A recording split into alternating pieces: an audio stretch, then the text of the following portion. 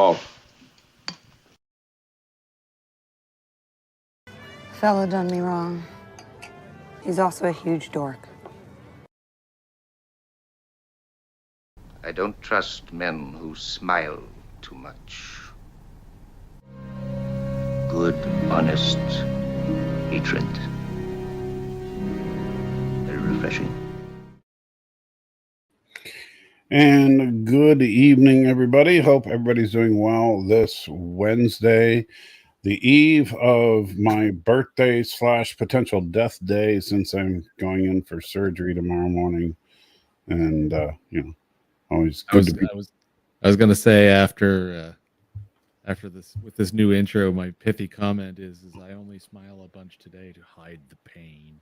Oops, you're fading out. Your microphone's doing its weird in and out thing again. Let me disconnect it and reconnect. You're always, what's up with your audio, man? You have the most inconsistent, you're Mr. IT guy, and you have like the most inconsistent IT. Well, now I can't hear you at all. Great. Now you're muted. You're just muted in StreamYard, by the way. You know, hit the mute button in StreamYard. Well, now you're not muted in StreamYard, but I still can't hear you.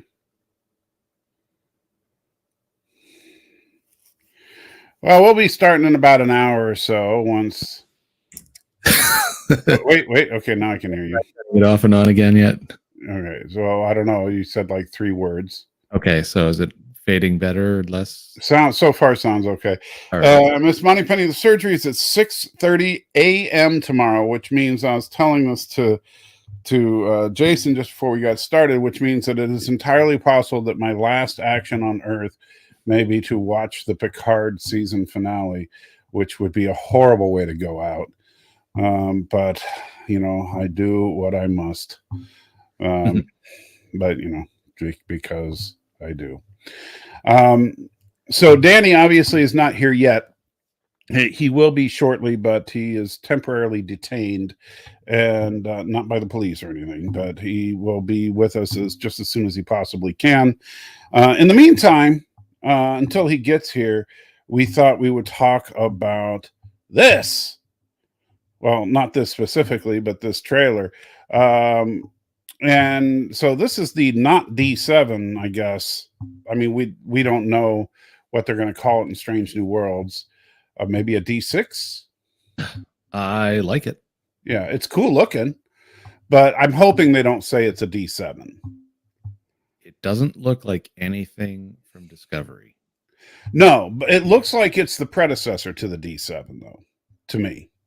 Yeah, so you think like I think it was a D5? I think was before that or something. Like well, but I'm thinking like if they said this, because since this is just before the original series, I would say if they called it a D6, then Sure.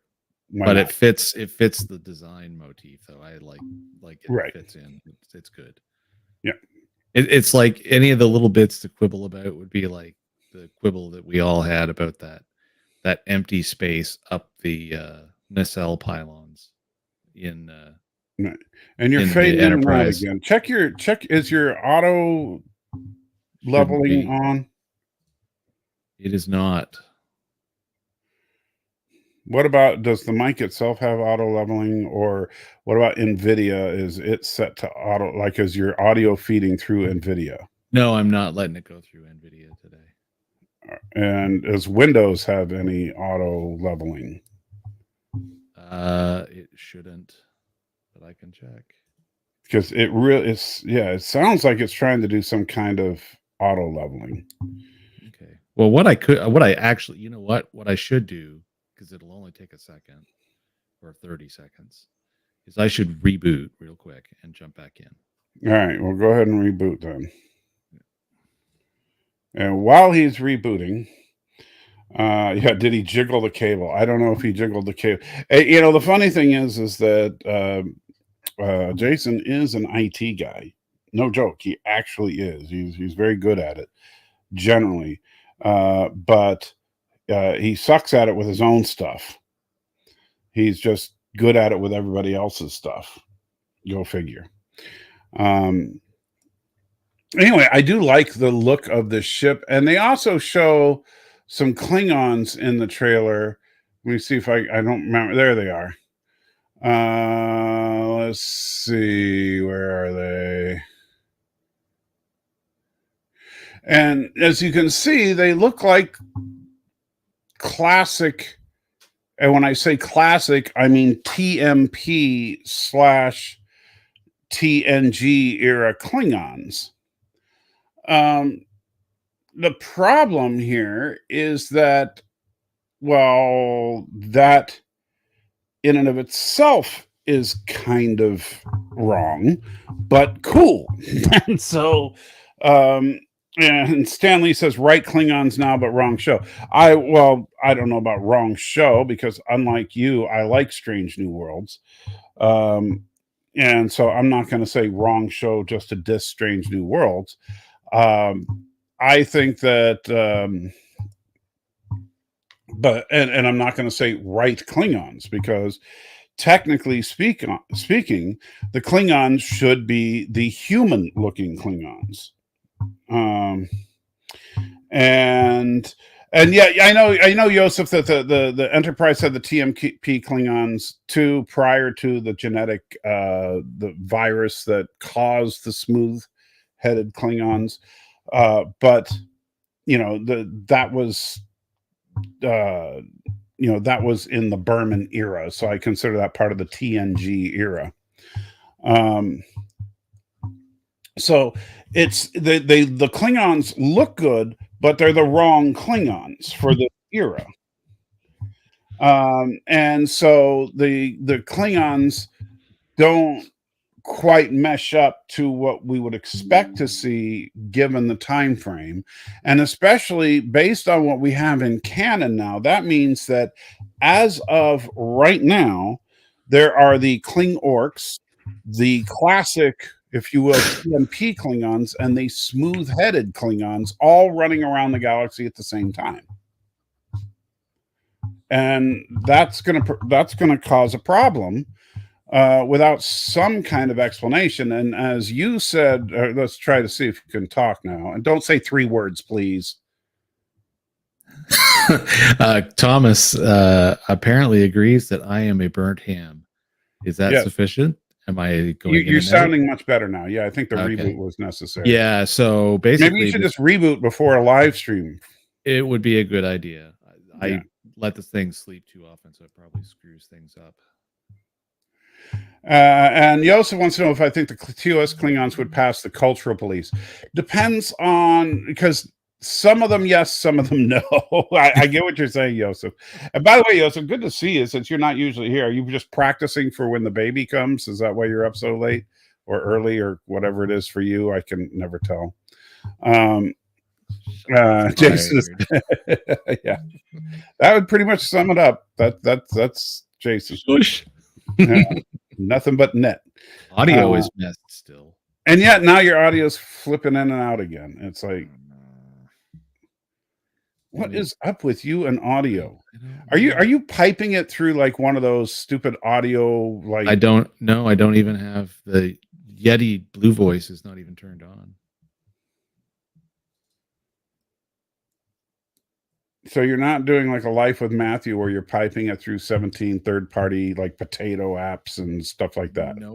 No, I don't have OBS running. I don't have it going through NVIDIA. Well, you have NVIDIA running for your... Just for the video. Yeah. Just for the video, yeah. Let's switch it over. Oh, and your audio just cut out. Now let's see. Now how do I sound?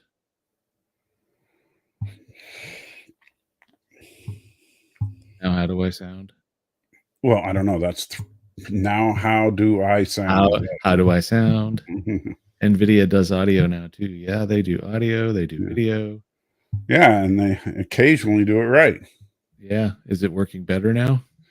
Right now sounds okay, but you know how it is. Well, we got to give it a minute. A few minutes. Yeah. Well, we'll let it route through NVIDIA for now. And if anything, I might turn on noise removal, but I don't have any special effects. It's fading in and out again. Really? Okay, so now if I turn on noise removal, now how do I sound? Still fading in and out. Still fading in and out. What in the world? All right, we'll get rid of that. We'll turn on Try your headset mic. See if that does it. How do I sound now? Well, now that was much louder. Okay, so it's louder, and is it fading in and out at all? Doesn't seem to be. What did you do? Okay, I'm using NVIDIA to pipe, but I'm letting Yeti actually control the audio. So What? Now you just faded. Did you How about- change? Did you change something as you were talking? No. Because it seemed like at first you were like booming, and then it just slowly faded out. It's like it normalized or something. Yeah. Oh, wait a minute. That could be a Windows setting. I asked you if it was a Windows thing, and you said no. I didn't say no. I said I should probably reboot first. This is why IT guys. Yeah, we're fun. And Joseph says, all the best for the surgery, but be sure to please show your lovely wife how to re-release the Hidden Borg series. Wow. And Bird thinks Mandalorian looks awesome because, of course, there's a Klingon on the screen. Well, Bird, we're just waiting for Danny to get out of meeting he's in right now. And yes, Bert, I have surgery tomorrow morning. That's my birthday present this year. You know, tomorrow, 4/20, is my birthday. And for my birthday present, I get to have my thyroid removed. You know, I kind of wanted to keep my thyroid so I could put it like in a formaldehyde jar and put it on a shelf somewhere. But I Just a don't trophy. And then don't even tell people what it is, and then Yeah. watch them get confused. say it's like an alien baby or something. Yeah. Yeah. Is it staying better level now, or? It seems to be somewhat level. Okay. We'll see if So it stays. We'll go with that. So I'm assuming you already talked about the fact that we need to definitely convince somebody to just say Star Trek has been rebooted with this series. Yeah, and now you're fading in and out again. Yeah, it seems like for whatever reason it will normalize for a few, or it'll be okay for a few seconds, and then it'll start like trying to your system. It's like, wait a minute, we need to, you know, for some reason his audio levels are good. We need to screw it up. All right, well, let's get back to the old school. Yeah, see if that fixes anything. And let's see. Bert says, tell him to do the surgery another day. Well, why? So how do I sound now? Is it back to way better? It's definitely more consistent. You don't have you're not as bassy, but you sound more consistent. Yeah, okay. All right. Well, we'll go with that for now. I'm gonna have to take some time and try to mess with that. Yeah. Danny will show up here any second. Yeah.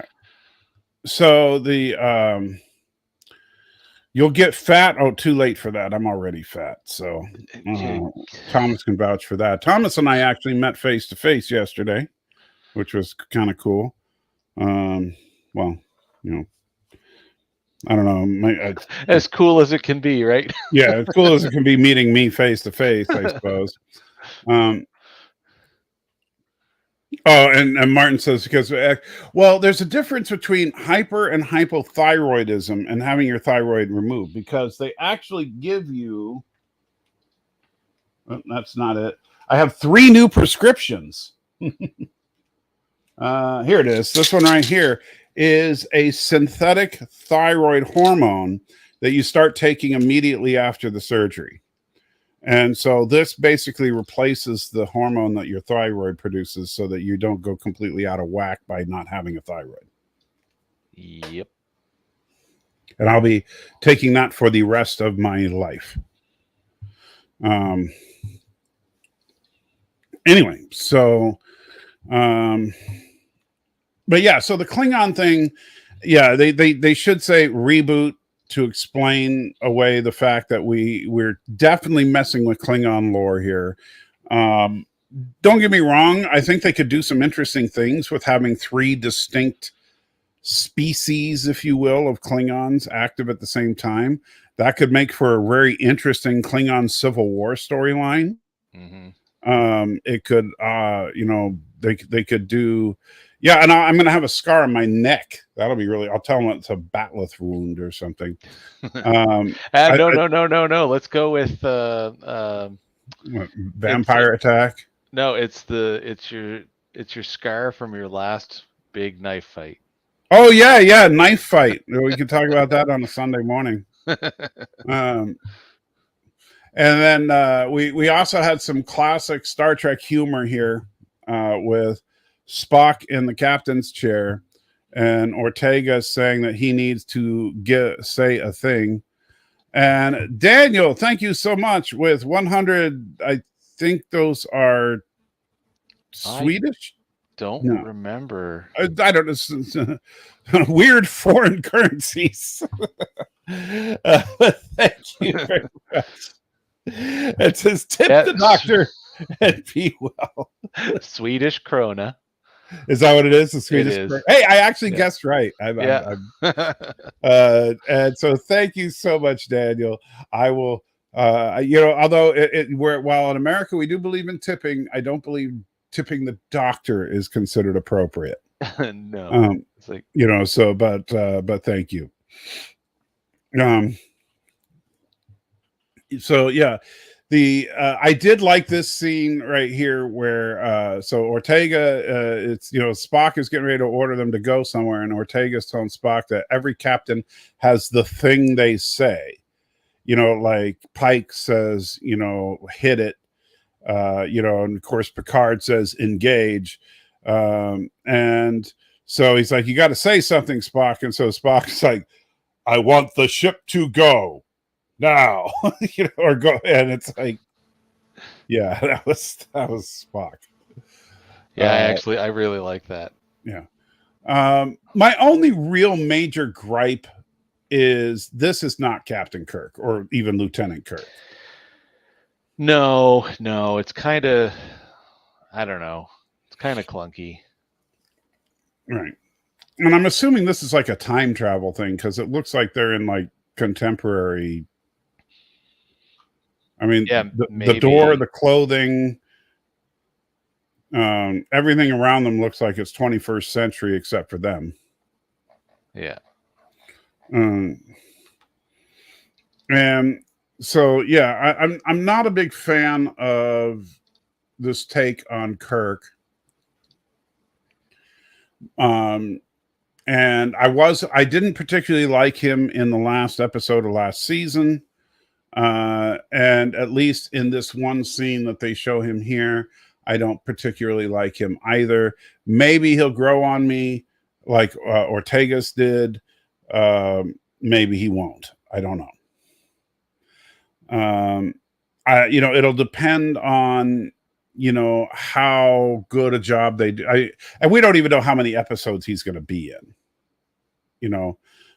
Is he going to be in the entire series, or is he going to only be in a couple of episodes?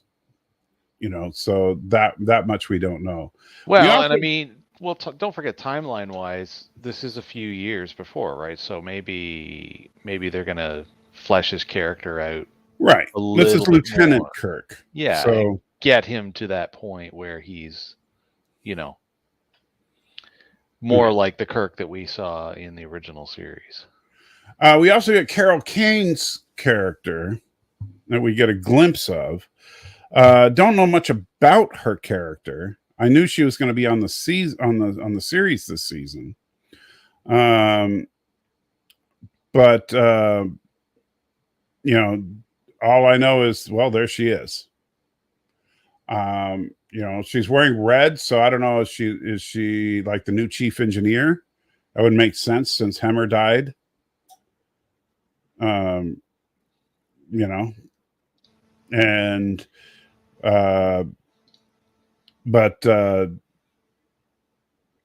don't really know anything about her character other than who the actress is.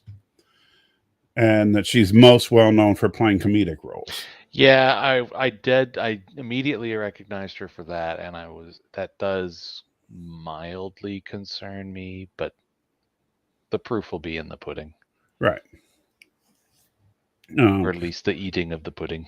Right. That does not look like a comedic part, though. Just looking at that look on her face. No. And, she almost has a Dr. Pulaski look right there.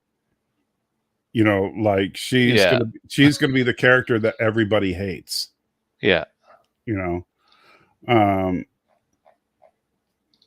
she's the new Hammer Lieutenant Wrench. That would be hilarious if the replacement for Hammer was Wrench. That would actually be Hammer and Wrench. Yes. Oh my. And then she dies at the end of this season, and then some guy named Screw comes in next season. So on a side note, it looks like apparently there's an automatic gain on these Yeti Nanos. So I'm definitely going to have to figure out how to mess with that. So there is an automatic gain on it. Yeah, buried someplace in some crazy setting spot. So okay. I just wonder why it's never interfered with us in the past. It has. I've complained to you before. No. No. But I mean, like, sorry, let me reword that. Initially, when I first had it, it seemed to be pretty good. I don't know. You must have been doing something slightly different, or maybe, or something an got update. Yeah. Adventure time. Yeah. They'll have every engineer named after a tool because they're engineers. Yeah. Hammer, tool, Commander driver. Spanner. Yeah. Commander Nail. Just yeah. Commander Sickle. Hammer and Sickle. Yeah. It'll be don't have Hammer and Sickle work together. That'll be in the Mirror universe, right? Yeah, in the Mirror universe, Hammer and Sickle work together. So yeah, so it'll be interesting to see what they do this season. And one thing that's interestingly absent from this trailer that at least I didn't see, and granted, I didn't scour the trailer too carefully, but I did not see so much as a glimpse of Boimler and Mariner. Oh, the actual. They're going to be, because they're making an appearance this season. Oh, I don't know what they look like. I know you said they look. They look very much like their characters on Lower Decks. Boimler is the nerdy guy from The Boys, if that helps you. Oh, okay. I'll have to replay it and see. Yeah, but I haven't seen him. And Thomas was asking, what did I think about this little maneuver? Did not like it at all. Let's try spinning. That's a cool trick. Yeah, I did not like that maneuver one bit, and that falls into that same problem I've talked about. And look, I'm going to call a spade across the board. Just because I like the show Strange New Worlds doesn't mean I like when they do something stupid on that show. Starships shouldn't maneuver like X-Wings. And I'll play it here for a second here. See, look at that. That is just stupid. Starship should not be able to maneuver like that. And I mean, I know it's not literally maneuvering like an X-Wing, but that is some crazy maneuvering for a ship that size. Well, see, this. And Officer Spade should be an engineer. I should have. Yeah. This is the thing, though, that drives me around the bend when you're dealing with a storytelling universe where you have inertial dampening systems and structural integrity fields. Because of the existence of those two items in Star Trek, then technically, this actually is totally doable. It's doable, but to me, it breaks my suspension of disbelief. Yeah, and that's probably because a lot of people, and I think maybe for a little while, even my own self, because I discounted the idea of there ever being, snub fighters, if we want to call them that, in Star Trek for the same reason. And that is, in general, combat in Star Trek was considered to be, long range naval combat. Right. Kind of like the opposite of Star Wars, but with absolutely no small ships in it at all. And if there were small ships, the small ships were mostly used just as transports. Yeah. Yeah, well, see, and that's the thing right there is, yeah, exactly. NX-01 did a loop. And but Joseph, I didn't like when the NX-01 did stuff like that. See, I thought that was brilliant, though. Well, that's because you're a horrible person. Tactically, it was a very smart choice on their part. Yeah. Think about here's the problem: the NX-01 was doing crazy loops and maneuvers and stuff, while in Wrath of Khan, the Connie, a far more advanced ship, took 3 minutes to get to barely turn around and start to accelerate away from the Reliant. Now, granted, the Connie was damaged. I grant you that it wasn't. The mains, as they say, weren't online, and if the main engines were online, it would have been able to accelerate away very quickly, but it wouldn't have been able to turn on a dime because and these ships don't. Aren't super maneuverable. They were never portrayed as being super maneuverable until visual effects got to the point where they could actually do it. Yeah. Oh, I know. We've run into this with a lot of stuff in storytelling. Right. Hello, Danny. He's still muted. I don't know if he's quite with us yet. He might be. He's with us in spirit.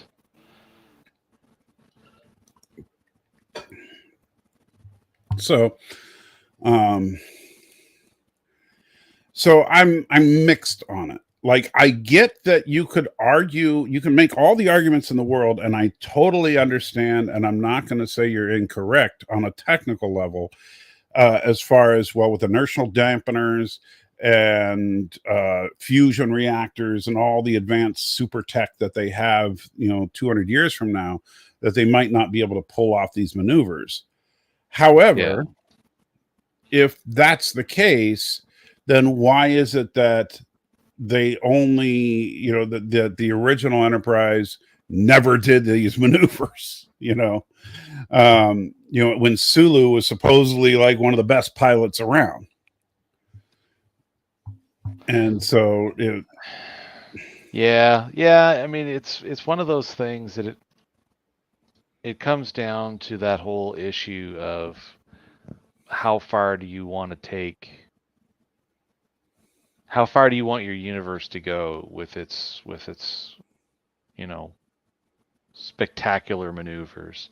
Because they're like I know. So if you watch submarine movies, the maneuvers there are very methodical, and I know that there are definitely people out there that, of all things, compare Star Trek starship conflict and encounters as submarine warfare, right? Which of course means deliberate maneuvers and whatnot. But I don't know. It's one of those things where you have to see if you're being very serious about the universe, you have to make a whole lot of decisions really early on with exactly what you are and are not going to allow for. Mm-hmm. And short of, very specific series that are very particular about making sure that they're consistent in that respect, Star Trek is actually, And Ignored Thomas, thank you so much. Tip $38, $1 for each of the millenniums that I've lived. Happy birthday tomorrow. Hope the surgery goes well. Thank you so much. You jerk. 38 millenniums. Wow. Yeah. Well, thank you so much, Thomas. I do truly appreciate it. You are the Highlander, apparently. Apparently, I am. There can be only one. That's my best Highlander impersonation. Well, nobody can impersonate the Christopher Lambert, the French Scotsman. Yeah. We have a French Scotsman versus an English Frenchman. Who wins? Actually, it was an English. Well, no, I'm saying like No, Connor McLeod versus Jean-Luc Picard. Oh, yeah. I don't know. A French Scotsman versus an English Frenchman. I think the more eccentric accent wins, so Connor takes it. Well, I think, yeah. Because like the most defective Scottish accent. That can be only one. Yeah, I don't know what he thought he was doing, but the funny thing is it works because he was so consistent the whole way through. And ABJ wants to know where can he stream Babylon 5. I'm not 100%. I'm not sure. Let me check out by the way, for anyone who wants to know, I've kind of stumbled onto this. I think I knew about it before, but there's a site called Just Watch. It's justwatch.com. When it tells you where you can stream stuff? It'll geolocate where you are, and then it'll tell you what service that you might have. Joseph, great point. It's a French Scotsman trained by a Scottish Egyptian. Oh, yeah. So it's like, that's like a ×2 modifier. And not only that, a Scottish Spaniard Egyptian. Don't forget that. He was the Spaniard from Egypt with a Scottish accent. Yeah. And that HBO Max. That's right. I did see it there. Yeah, if you're in Canada, it's only available on Apple TV. There he is. Whew. There's Danny from the universe. I had to kind of. We didn't finish. He was here for quite a while, and there was still at least an hour's worth of work left to do. So we're gonna get together. So I just didn't get paid, but I'll live. I'll get paid another day. I think we're gonna get together Sunday. So Sunday. Sunday. We'll see though. Yeah.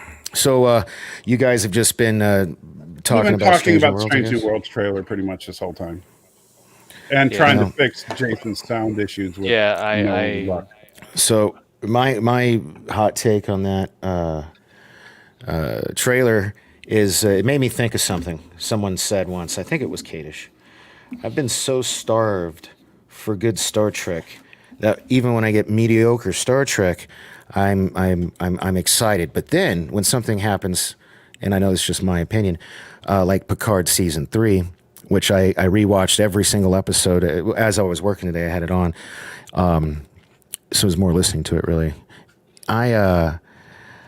I don't know how I feel about Strange New Worlds anymore, and this trailer is not helping my thought process any because the Klingons look like really. I've seen people at Vegas conventions look like better Klingons. Their heads looked weird to me, like almost foamy. It's just a little too Kelvin time universe or timeline universe, whether it is or not. It's just not. After seeing Picard, I want to see more of that Trek that I love. I don't want to see any more of this Kurtzman era bullshit, even though I guess technically Picard season 3 is. I want to see somebody who loves Star Trek. So you want more nihilistic murder Trek? No, not at all. I want more. No, hey, like I'm not trying to argue that particular point. I'm just saying, like the feel, like going back and watching it, or like I said, listening to it. But it was even better. Like just like I'm catching things. A couple scenes. I have to look or rewind a few times, but like I'm picking up on, like, now that I know what I know, going back and watching it, it's like I'm seeing these other angles or hearing these other angles and points of view, and I just like it even more. And what I guess you guys probably love this Strange New Worlds trailer. Got you all wet in your panties, huh? I'm much, definitely looking. I'm not lost over it. I'm definitely interested in watching it. There are things. If you were listening to us, you would know that I wasn't. I was with a client. I told you that. I'm sorry. There's a couple of things I called out that I liked about it. I like the general humor tone, the lightheartedness of it, the fact that it feels like classic Trek in that regard. There are things I didn't like about it, such as the shot that's on the screen right now is one that I was calling out that I did not care for. And in fact, we were talking about that just before you arrived. And so It's not. It doesn't look and James T. Kirk, I don't like him at all. No. And so, No. so there's. I'm not under any delusion that Strange New Worlds is a perfect series. However, I do think that Strange New Worlds is a superior show to Picard or anything else that we've gotten since 2003. By a significant margin, in my opinion. But I understand that entertainment is subjective. So some people like different things. To me, the reason that Strange New Worlds feels so much better than something like Picard is the fact that it's generally more optimistic. It's not murder Trek. It's not nihilistic in its attitude about things, and I appreciate that.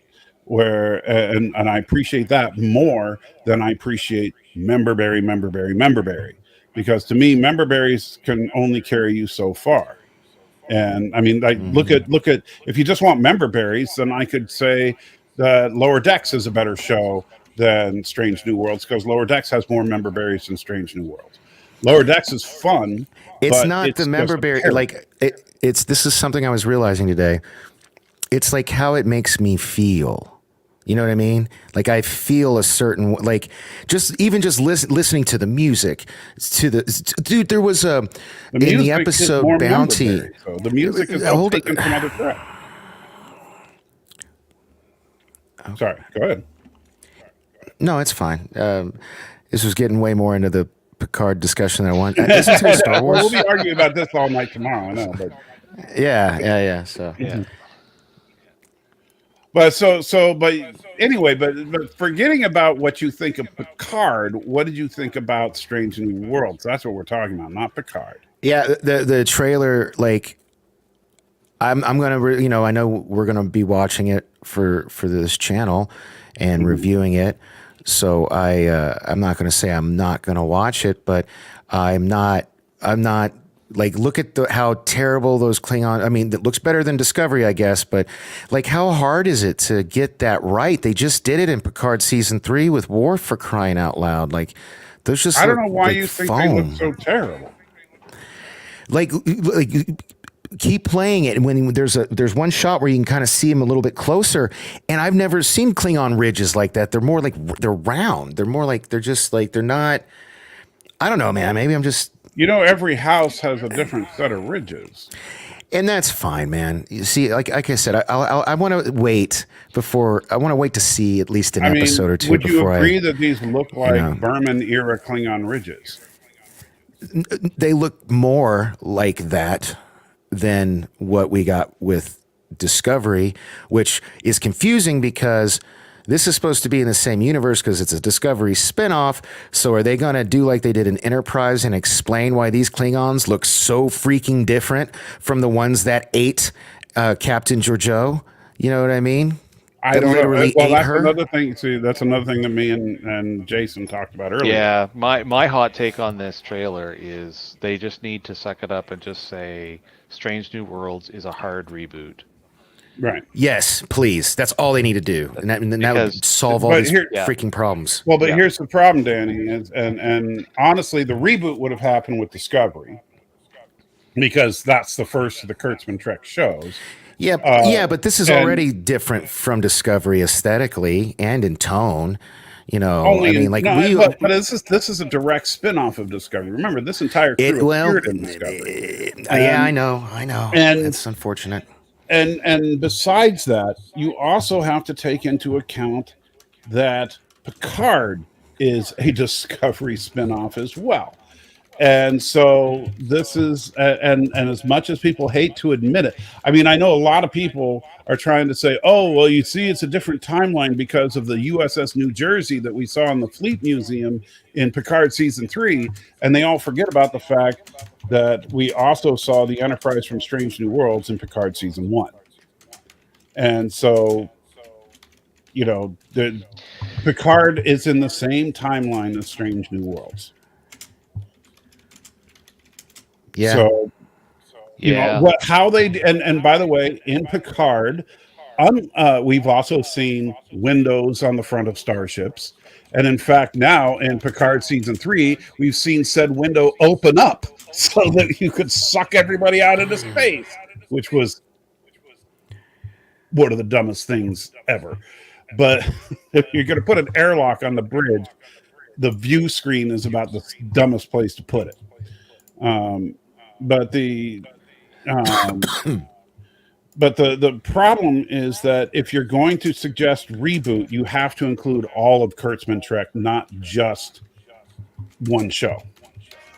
And of course, my daughter wants to call now. Hey, what's up? Yeah, I'm live streaming. Can you talk to Mom? Yeah, I suppose you could, but I'm live streaming. Hold on.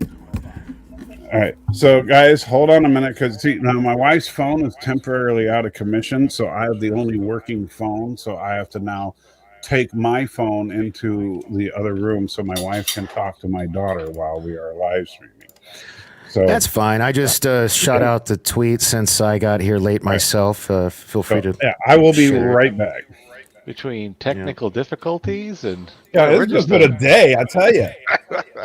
This is a grab bag of fun tonight. Eventually, we're going to actually talk about the Mandalorian. I swear. Yeah. Well, I don't. I really wanted to rewatch what I like our show last week, because I think I'm literally going to disagree with myself this week, because like retroactively, which anyway, we'll get into it when we get into that. Let's see. I'm hoping that today's episode is going to be is going to turn into a reversey for tomorrow. Because my hot take is coming in hot. Did you read my email?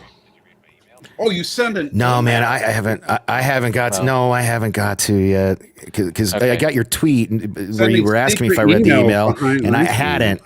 No, and I still haven't, because I was with a client. Yeah, that's okay. It'll make it even better. You don't read it. I'll just say it as my hot take. So, but yeah. So as far as what's your hot take on the Strange New Worlds trailer, Jason, is? Please call it a reboot. Okay, please call it a reboot. I would say mine is pretty much the same. I would say call it a reboot. It looks like, to me, it'll probably be a solid season 2, but yeah, just call it a freaking reboot, because then you'll have the freedom to do what you want to do. Yeah. And that way we don't have to worry about, will Pike end up in the chair, blah, blah, blah. Just do what you want to do with it. And we can have some fun with the universe and not have to stress over things. All right. So speaking of hot takes, all right, Danny, we'll let since floor's all yours. Go ahead and tell us how much you hate Mandalorian. No, man, it's not that. Okay, so remember how last week we were talking about? I was gonna score it lower, even though if I looked at it separately, it was getting a higher score. But so then I kind of let you guys change my mind about my score, because I was like, well, I shouldn't be looking at the thing overall. And now this was the finale, and it was too little, too fucking late. Oh, I'm sorry, I cussed. It's too little, too late. Like much, much too late.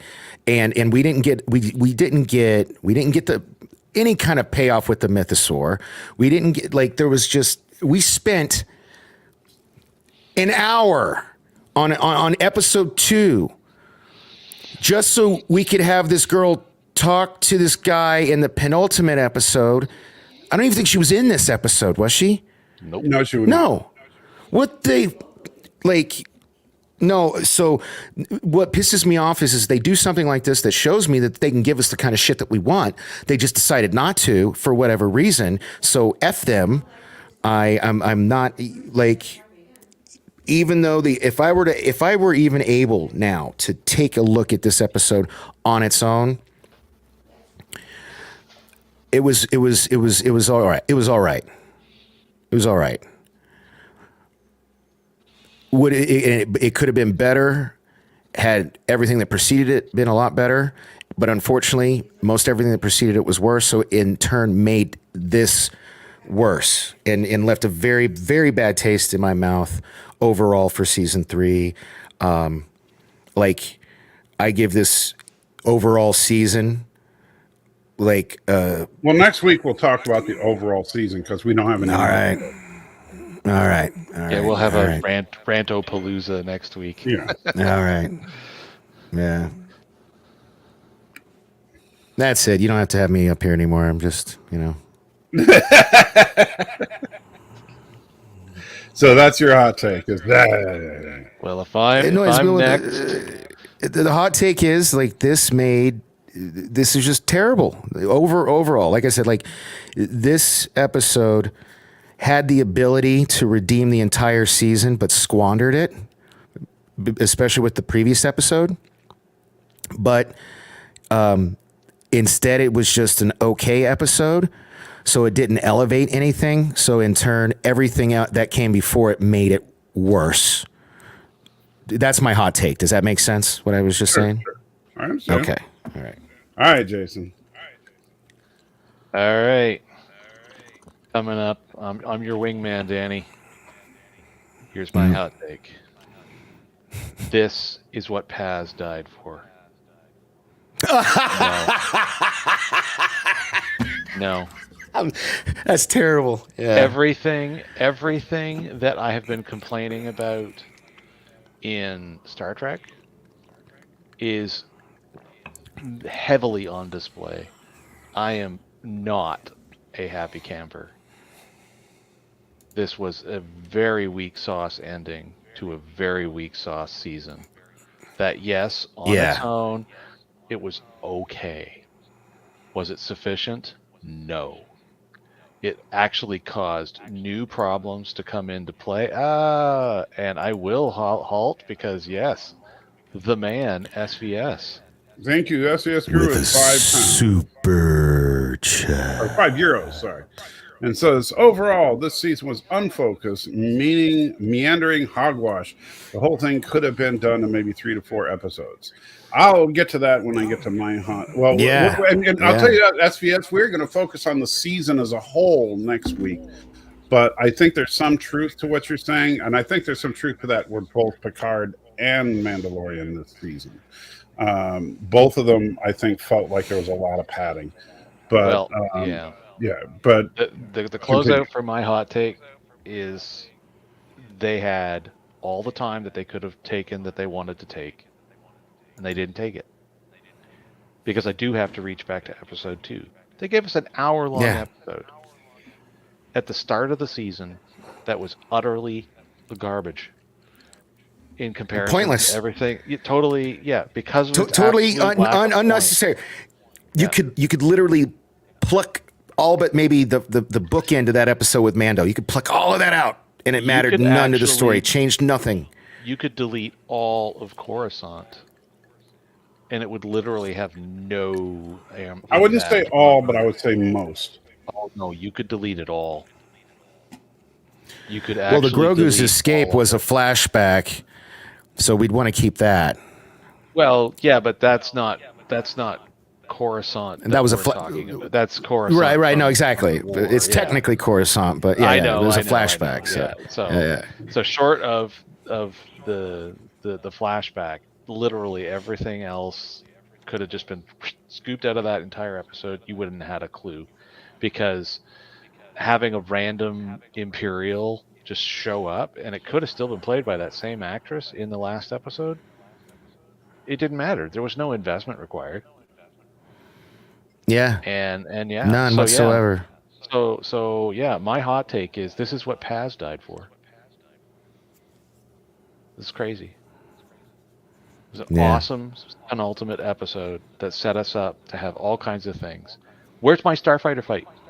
Where's my space fight? Yeah, well, yeah, that Well, was. you got that in the Pirates episode. Yeah, Well, I no, want a but not refund really. because that's not that much. Yeah, all we got was like the ship like there was Yeah. no stakes. Nobody died. Like Nobody was nobody ever died. at risk. No one was at risk.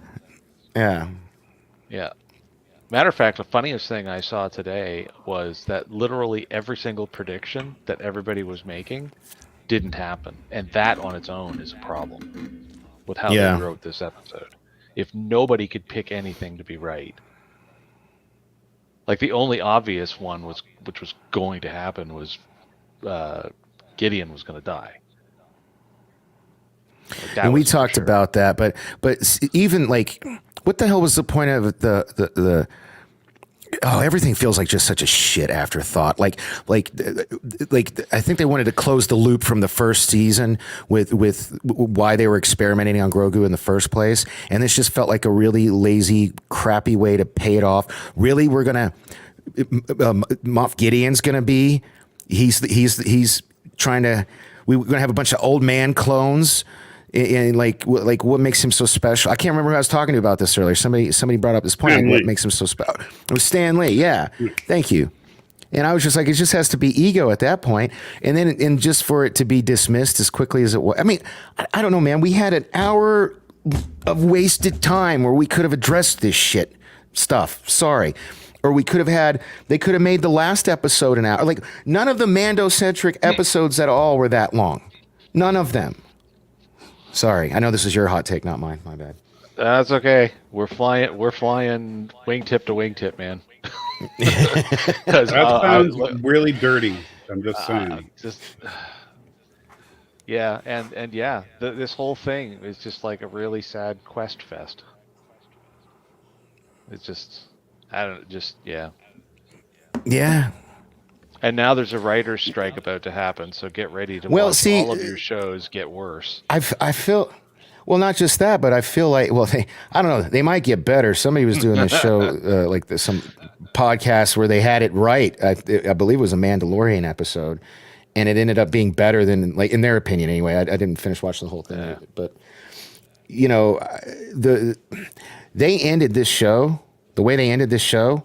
It could be a series finale. It really could be. Like, I feel like they kind of set it up to where if it never comes back, ain't that big a deal. You know, they got their little beach house, or they got their little cabin in the desert or whatever, and you know, Grogu's playing with his food, using the Force, and they can be all like, you know, do their like, you know. So are you done, Danny? Since you're taking over, you're feeding my fire. Yes, yeah. So my co-produced hot take is now over. Right. We are two very unhappy campers.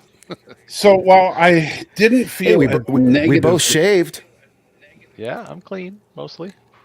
So while I didn't feel as negatively as either of you, I felt an overall positive experience watching the season. I think I know, and this is and I'm not claiming to have any special knowledge. I don't claim to have an inside source like Doomcock or Nerdrotic or any of those guys. I'm just going by my own gut instinct here. I think that my gut tells me that somebody in management decided that they didn't want to do more Mandalorian, and so they said, wrap it up. Find a way to end it. And you know, maybe it had to do with the Gina. Well, no, maybe it had to do with the whole Gina Carano thing and that character, and the fact that, and what's his name, Favreau's on his way out. Apparently, are these things related? I mean, I don't know. I mean, I just feel like I don't know anything about the Favreau thing. I don't know what's going on as far as the internal stuff at Lucasfilm. I'm just saying that it feels like to me, the way this season was put together, that they were basically, and thank you SBS Guru with another €5 super chat. Because one of the clones should have awakened. Well, one of the clones did technically wake up just before he died. Killed the shocked original Gideon just as a reward for his hubris. Have the Force clone be the final boss. That could have been a little more interesting as a final battle, but it's like something out of Ninja Gaiden or something. Or like Metal Gear Solid or something. I don't know. A naked Gideon jumping around using the Force. I don't know that I'd want to see that, but that could be interesting. But I think that. Why am I hearing myself back? I don't know. Yeah, I could barely hear it too, but it's super faint. Is your audio on the computer playing or something, Danny? No. That's weird. Huh. I have my headphone volume up kind of loud. Let me try that. I don't know what it was, but anyway, I just get the feeling that and Joseph, I'm sure that Kathleen Kennedy was fired. We how long have we been hearing that? I'm not trying to suggest anybody was fired or anything like that. I don't know what political games are going on in Lucasfilm. I know that every corporation has their political games, but I do get the distinct feeling that for whatever reason, whether it was problems with the actors, the producers, the writers, whatever it is, they needed to end the show. And so so they were like, okay, how do we wrap this up? And so, okay, let's just put Mando and Grogu on a farm. But it's not the end, though. That's the problem. Well, have they officially announced the Mando season 4? Yes. Well, here's the thing, though. Yeah, but they can cancel stuff. They do that all the time. If they up and cancel it, then yeah. But from everything I understand, there is a 4th season to happen. So unless they completely maybe it's going to be with, I mean, who knows? I mean, the way they ended it, I mean, even though he's going to, be an independent contractor for the New Republic or whatever, like, which I'm fine. Yeah, me too. But my thing is like with the housing and the way that the last shot, it just felt like an end. To me, it felt like they could very easily just. Now that also because they announced a movie, not a season 4. They announced a movie, didn't they? I thought they announced a movie. Some kind of movie that was going to be the closer for it. Yeah, but the movie. My understanding was the movie that's going to be coming out was supposed to tie up all, and this was a huge mistake, and this is one of the reasons that my theory comes into play. Is what they announced at the Disney European or the Lucasfilm European con. Is that they're going to do a movie that's supposed to tie up all of these Disney Plus shows into a big spectacular movie event. So we're going to get like Ahsoka and Boba Fett and the Mandalorian, all these in like an Avengers style movie. Yeah. Right. And I think that's a huge mistake. And I think that, and I was like, why in the world would you do something like this? Especially if you consider the fact that movie is doomed to fail if you release it in theaters.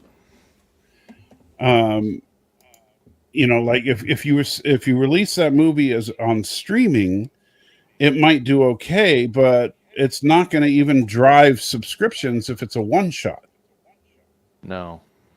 And at the theater, it's a total flop because to go back to something, Danny, that you've complained about a lot for this season, to want to like some of the stuff that's gone on, there's too much homework to do. Right. Yeah, you don't movies based on TV shows. I mean, has there ever been one that was truly a spectacular hit? I'm telling you, man, I'm having deja vu. Didn't we talk about this last week? Huh? I feel like we've talked about this before. I'm having some serious deja vu here. No, I think it's the first time we've brought it all up in this specific context now that the show is, the season's wrapped.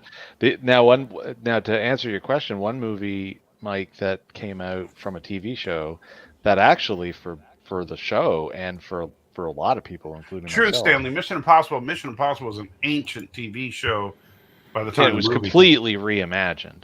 You want to talk about a show that went to the big screen and then it really caused problems for the show? X-Files. Yeah. But we're talking I loved X-Files. Oh, now your mic is just not picking you up hard. Yes, it keeps falling down. I need to tighten up these little the nuts. Yeah, the nuts on these things, but my hands can only. Guys, let's not talk about nuts. I still like it's still. Well, sorry that your nuts are loose. They were medically inspected, and I can definitely yes. Danny's nuts are loose and saggy, guys. I can sympathize, not just empathize. Actually, they're not. But they are cancer free. This is true. Yes.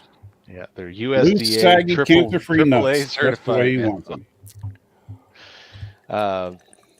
But yeah, I was big into the X-Files. I watched all 6 seasons. I think it was 6 seasons before they kicked the movie out. And yeah, watched the movie, and I got a few episodes into the next season, and I'm like, okay, there's no point in anything anymore. Right. I'm out. I'm done. And So, what they're basically doing Transformers, the animated film. Now that was a good movie from a TV show. There we go. Just that's but not was it a bad. hit? I think it was. It was Orson Welles' last film, so probably. Yeah. That doesn't make it a hit. But yeah, it is definitely a risk. Yeah, see, Serenity is what I talked about, and maybe it was on a different the stream. movie, 1986 box office, $5,849,600. How much did it cost to make, though? Probably cost hardly anything to make. An animated film? Are you insane? Back in the 80s, an animated film back in the 80s did not cost, it would have been cheap. It would have been cheap. It would have been like $500,000 tops. Like tops. So that made 10 times its money. You are way underestimating the budget of that film. Okay. I'll ask ChatGPT. So yeah, Serenity was just a closing love letter. I see Stan Lee bringing that up. That was just a closeout for that. Wrap the whole story and be done. Yeah. So it was. Oh, my back is killing me. Yeah, somebody says Twin Peaks. I don't know. My buddy didn't like the. No, they did another season. $5 million budget, $5 million take. Really? Yeah, if it's a $5 million budget and a $5 million take, that's a complete flop. That is a flop, but I guess it had longer legs on video then, because it's remembered. Yeah, it developed $8 a million cult on following video. because of goobers like you and me, Danny. We romanticized the crap out of it, and we're like, right.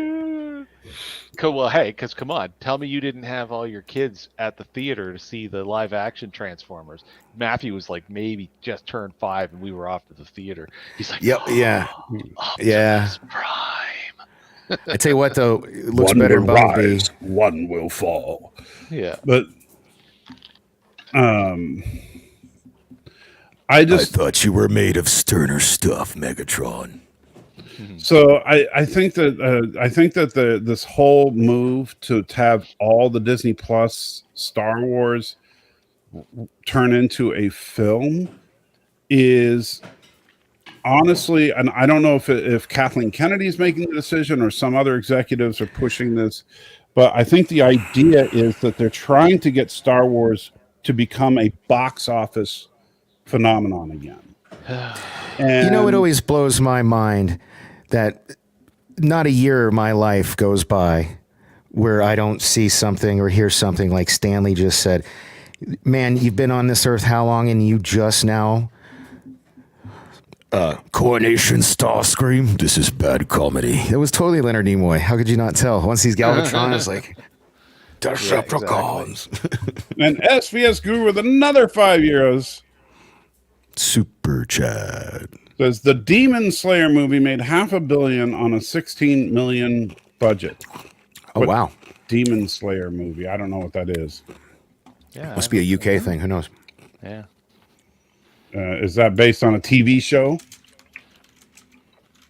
He's making us Google it. Demon Slayer. Oh, it's an anime. Anime doesn't count. That's not real art.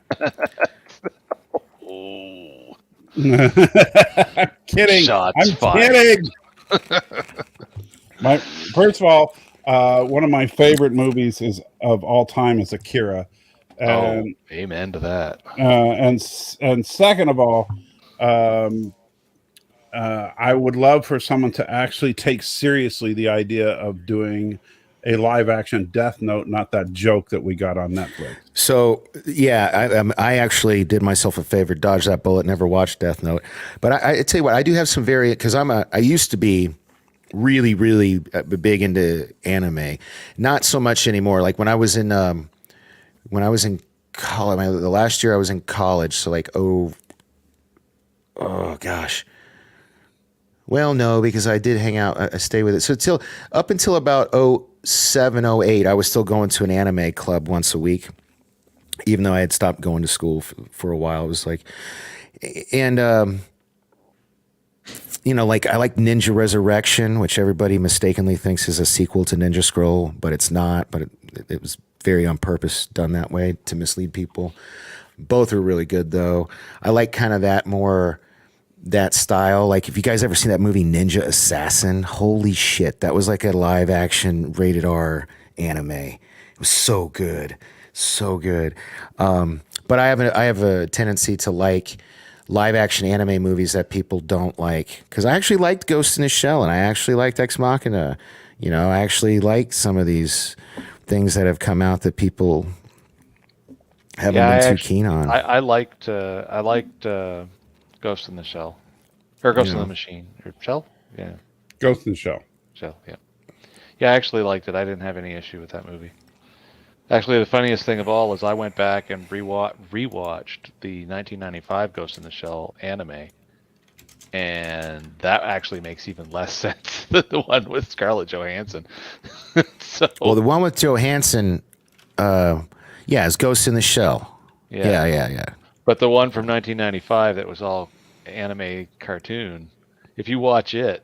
Oh, no, I've seen it. Actually, I used to have it. It ends and it doesn't make any sense. Yeah.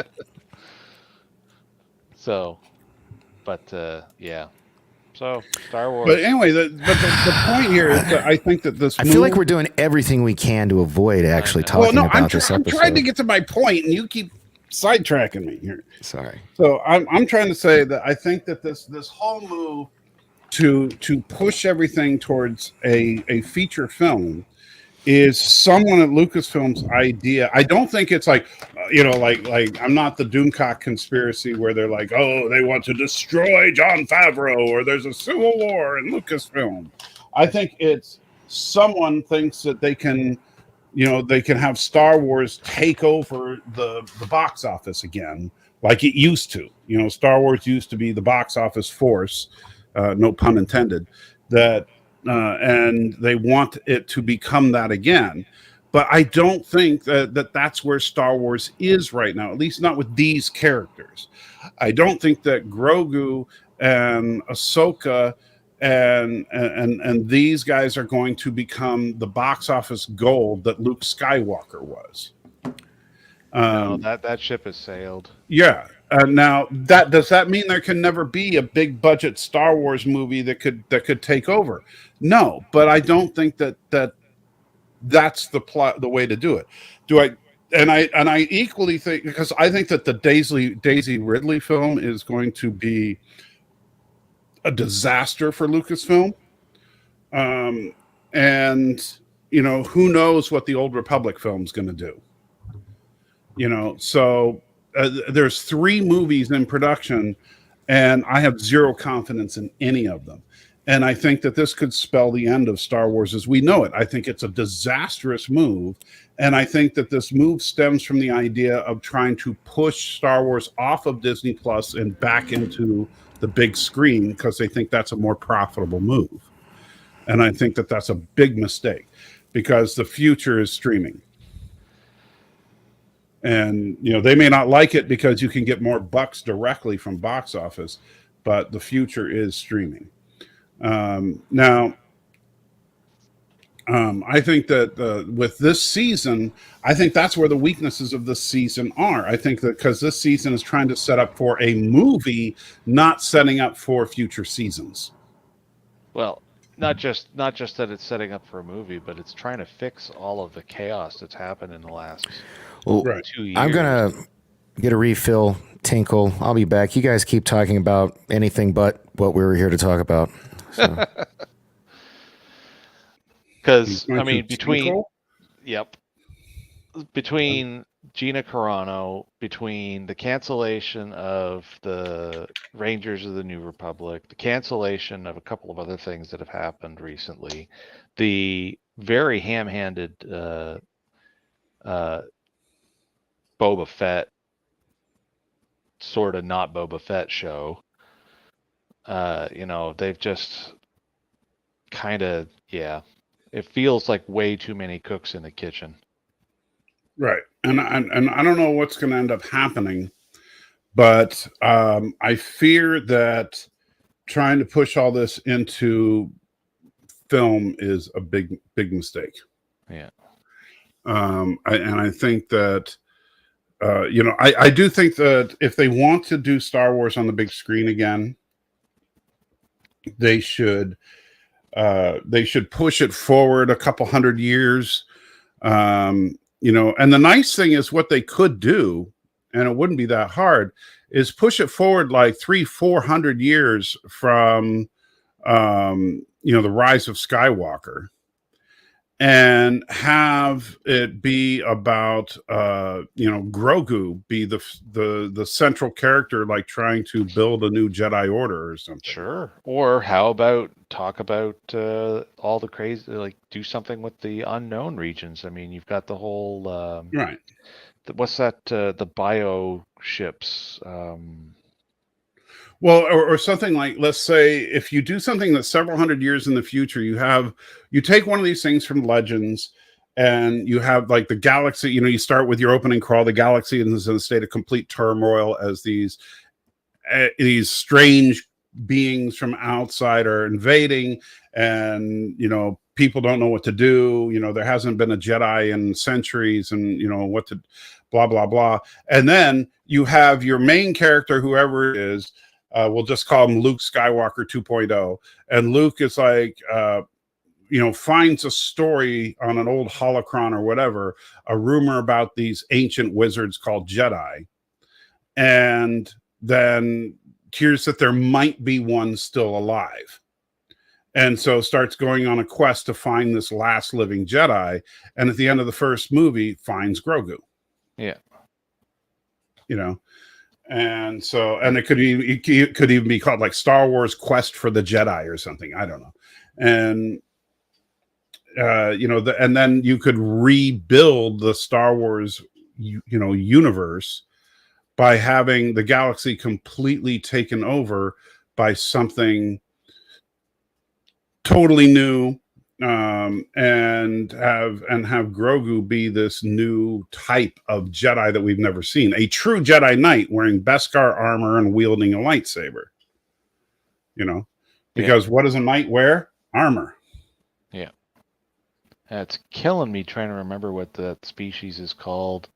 It's not canon yet because it hasn't been pulled from all the content that we don't have access to, according to Kathleen Kennedy.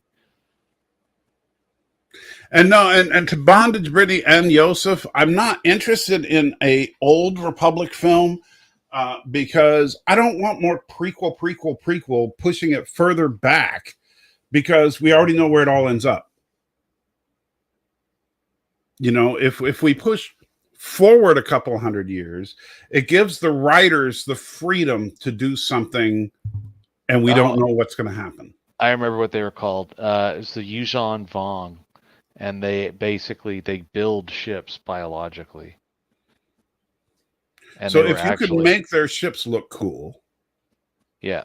So in a way, that actually could have been an inspiration for what we got in Stargate Atlantis with the Wraith, where they grow their ships. So.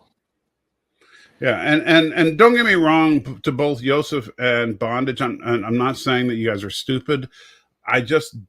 To me, I think people keep going to prequels because it feels nostalgic to find out where something came from. But the problem is that also severely limits your storytelling. In that we know, like, this is the biggest problem with Strange New Worlds. If they don't use the reboot word, we know what's going to happen to the entire crew of the Enterprise. And Aravic, thank you so much for the $2 super chat, which Danny's not here to say super chat, but and says hello there and stuff and things. Good to see you, Aravic, as always. Happy penultimate day to my birthday, where I will hopefully not die. And yeah, Discovery is 1,000 years in the future and didn't help at all. And that's definitely true. But the problem is Discovery started as a prequel. Yeah, and was never structured well as a story anyway. Right, and Discovery's biggest problem was the way it was structured as a series. I mean, and think about, like, with Enterprise, right? Enterprise had some decent stuff in it, had some decent stories, but you know what? The Xindi War would have worked a whole lot better if it took place after Voyager. Because it would have given them something to do, because quite frankly, the fact that we never heard of the Xindi and yet they wiped out a huge swath of Florida, really? And we never heard of them? Okay. Yeah, you got to be so careful. So, because if you do a prequel and you introduce a new bad guy, and that's why I know that a lot of people don't like it, but that's one of the reasons that I'm sure the people at Strange New Worlds wanted to use the Gorn, because if you introduce a new race as the big bad, then what's the first thing everybody's going to say? Well, why haven't we heard about them in TOS or TNG or any of the other shows? Yeah. Why is it that, it's, and like some of those problems even come up, like, why has there not been a single Ferengi in TOS? You got to remember the Xindi were a response to 9/11. And that happened in 2001.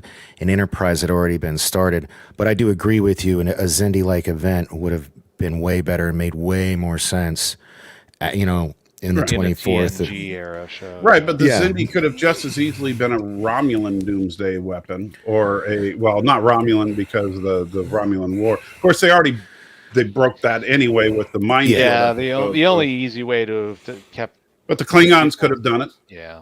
There was supposed to be a Klingon war anyway that never happened. That's true. But that's the other problem, is that we already knew several big events that were supposed to happen around the time of the Enterprise series that didn't happen. Like when Picard said that after first contact with the Klingons, there were decades of war, except that the Klingons after first contact were like, "Hey, Archer, you're cool." That where's the decades of war? Didn't happen. I don't know. Romulans invented the cloaking device, and Kirk and Spock ran into the neutral. Oh, except that they had them 100 years ago, and drone ships that could wipe out everybody. Except that then they just decided not to make any more, because I guess they were nice. Well, we have these ships that could wipe out the entire Federation. Nah, we don't need them. We'll just wait 100 years. Let's kvetch about Star Trek or Star Wars. Yeah, let's talk about Star Wars. All right, so we got clones. Or is that Captain Kirk in a vat? I'm trying to remember. Wrong show. Still, apparently. So we start out with Captain Kirk in a jar. Oh, wait a minute. What? Oh, yeah, this is a recap. That's the recap. Sorry. All right. I was like, why is biscuits on the screen? Here we go. All right. So we continue the fight. So what's his name is fine. By the way, this is a problem that I do have with this episode. and an inconsistency. Oh, didn't they say they didn't have enough fuel in their jetpacks to save that kid in that one episode? Yeah. I was just going to say, what is the range of these jetpacks if this dude could literally fly into orbit? Yeah. After also flying around a bunch already. Right. Now, the only thing I could think of, and again, this is one of those things where maybe there was some dialogue that was cut and ended up on the editing room floor. But one line of dialogue could have fixed this, where they could have said when they were on Navarro how great it was to finally be able to fuel up their jetpacks all the way. Because like maybe when they were hiding on that desert planet, they had to conserve fuel. Yeah. One easy line and it would have fixed it. Right. Because it made no sense that they couldn't chase a giant pterodactyl up to its nest, but he could literally fly into orbit. Yeah. But hey, it was a cool scene. I'll give him that. Meanwhile, Bo-Katan is leading her ragtag crew of Mandalorians out of the trap. And the Stormtrooper Beskar warriors, which, by the way, I got to give props. Putting Stormtroopers in Beskar is a brilliant idea. Well, it actually having Stormtrooper armor work. Yeah, I know. You said that same thing last week. Well, am I wrong? No. I mean, come on. Regular hey, congrats. Armor, they wrote teddy bears competent throwing rocks can kill a regular Stormtrooper. Yeah. These Stormtroopers are actually hard to kill. These are upgraded plot armor Stormtroopers. Yeah. Yeah. Yeah, you know how they have like snow troopers and speeder bike troopers and AT-AT troopers. These are plot troopers. Yeah. And by the way, I do like also, and this is the first time I really saw it or noticed it, was these Stormtroopers' version of the Mandalorian jetpacks. Yeah. I think they look kind of cool. They look like a piece of Lego, but they're okay. Well, I like the fact that they took the design and then just adapted it to look like a Stormtrooper piece. Yeah. Just like when he's fighting these guys, and they obviously right here he's got the Mandalorian flamethrower, and the other one has the Mandalorian rope weapon. Like this actually is, I thought, a pretty cool fight with these two guys in Mando. Look, every scene with Mando fighting was good. I even liked the callback to the Phantom Menace. Here's the problem: why weren't they effing doing this in the previous 7 episodes? Or I'm sorry, at least the previous 5, to the last 2. Oh, I'll tell you. I think this was the best stuff in the episode. Every time they cut back to Mando, I was in this episode. Yeah, the Bo-Katan stuff I thought was okay. But the Mando stuff I thought was outstanding. And then I did like no. Yeah. Yeah. And then he starts just spraying Mando with Bacta spray. Now, I it took me a minute, but I realized this is a bit of an Easter egg, maybe. He's spraying him unnecessarily. Yes. This is a Jon Favreau show. Yes. Mm-hmm. Going what back else to Iron did Man? back to Iron Man, first Yeah, one. exactly what I thought, yes. Yeah. Do you get that, Danny? Yeah, when he was in the his little basement lab or whatever. Yeah, testing his flight suit. And Dummy was always trying to hose him down. Yeah. So, so here he and Grogu are like, okay, we're going to have to, go kick some butt. Which I gotta respect the fact that, this is, again, this more stuff whenever Mando's on screen. He's sitting there with his cute little kid that you'd think, okay, his job is to protect his kid. But at the same time, it's like, no, we got more important things to do, which is we got to take down Gideon. And so he knows that Grogu can fight. And so despite the fact that Grogu is a cute little kid, he knows what Grogu's capable of. So it's like, okay, let's, time to put on your big boy diaper and let's go. And, man, I so want that robot with Grogu in it.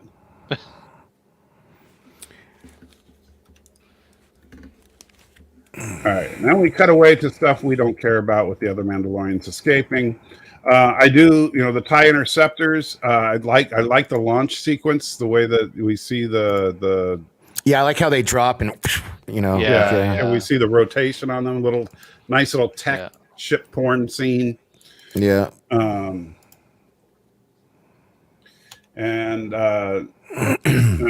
Gideon is getting ready for the fight. Saying he's going to deal with him himself because he's gonna try to be. But then he just then he just f's off. I mean, we don't see him again until Mando's all the way up in his was he just hiding in his little office behind the projection thing? Well, he figures he's going to let his guards tucker him out. I mean, that's typical bad guy 101. You let your minions wear him down so that when he fights you, he's tired already. Mm-hmm.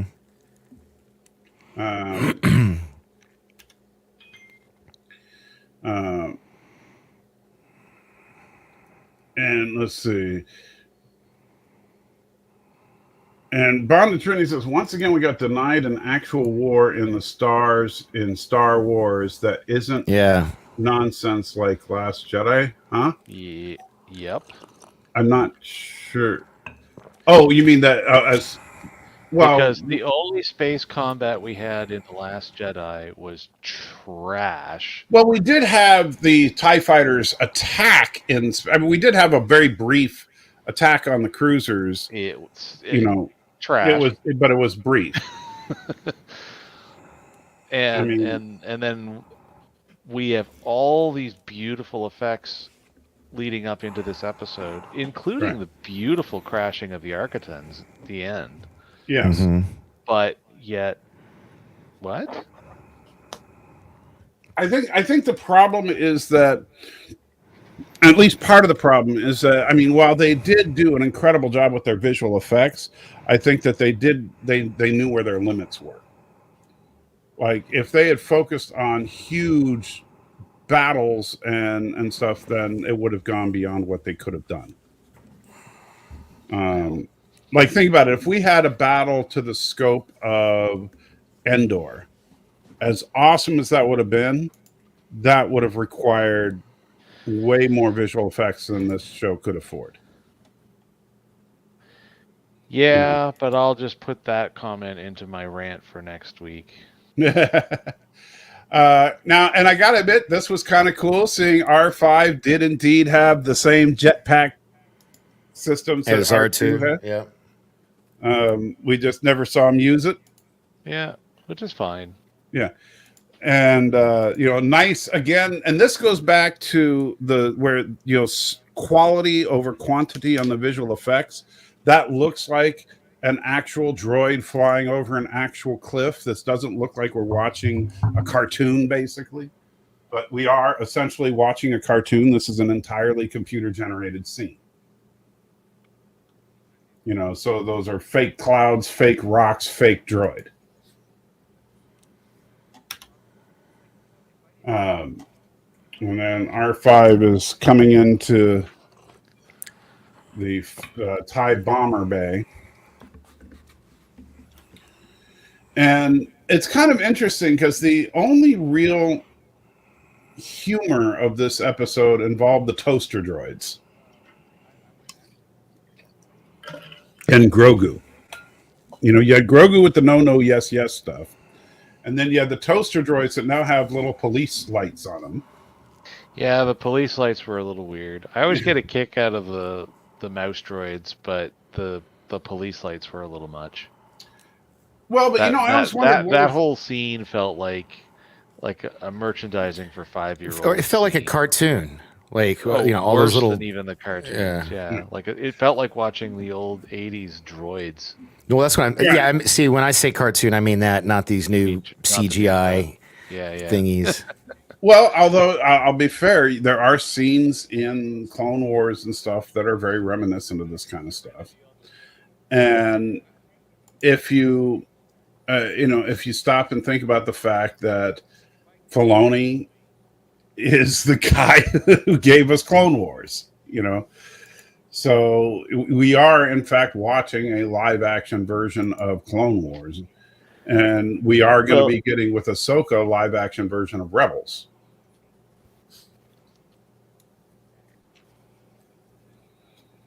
At least that's what it seems like to me. Well, the second part, yeah. The first part, this has been kind of a mixed bag because it's a Favreau Filoni. Right, but you know what I'm saying is that as far as seeing cute little stuff like that mixed in the bag, I think that's just typical of Filoni. I don't, even though some people might think it's out of place, but it's also, if you think about it, and hey, Mercer, good to see you.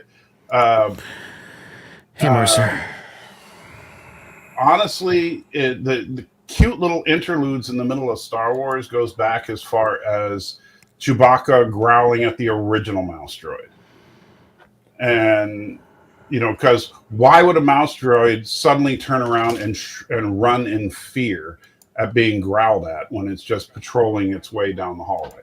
Yeah, well, if I saw 7.5 feet of carpet yelling at me, I don't care what entity I am, I'm running the other way. But the toaster droid is just a circuit board with wheels. Yeah, but we know droids have emotions.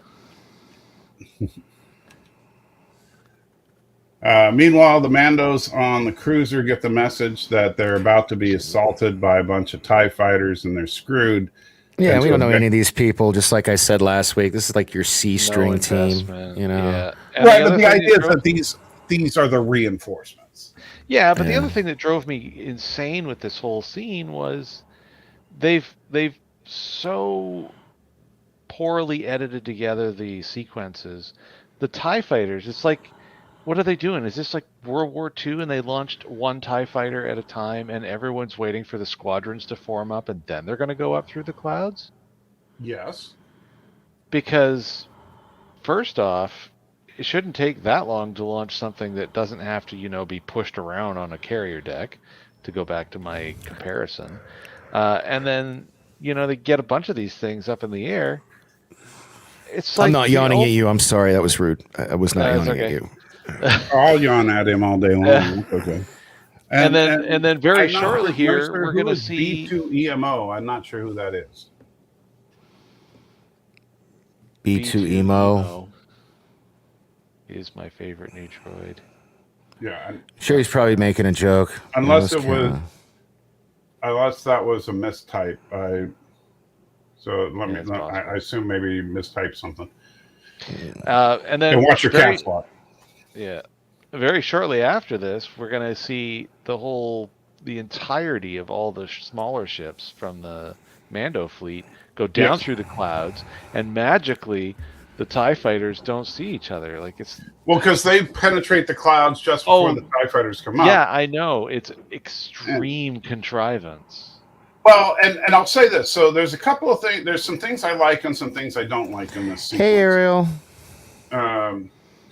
And what I do like is I love this part here where the Mandalorians literally just jump out of the ship with jetpacks ablazing and get onto the transports. I was like, that's something that you wouldn't think about, but makes perfect sense. If you have an entire group of people that have jetpacks, you don't need to get on shuttles to get to the other ship. You don't need to jump in escape pods. You just jump out of the ship. Yeah. It makes perfect sense what they're doing here. And I thought that was actually a cool scene as they all jumped out and got onto transports to then get down to the planet. I'll agree with you that I think it was kind of silly that the TIE fighters and the Mandalorian fighters never engaged. It seems like there should have been at least some engagement there. Well, and there was all of one pass across the Architans. Right. That was it. And we never got to see anything going on with that. Well, with the 4 Gazantes that were left, because there's one you can see on the right-hand side. So you never even saw those go down through the clouds with the gauntlets and the, not saber, the little tiny ships that were with. Yeah, the Mandalorian drop ships. The fighter ones, the tiny fighters. Oh yeah. I just can't remember what the fangs. That's what those are called, fangs. So. Yeah. No, I agree that there's some, and these guys. The gauntlets. I think part of the problem is that, and I don't know whose decision it was, whether it's a budgetary thing or if it's just a creative decision to make the episode so short.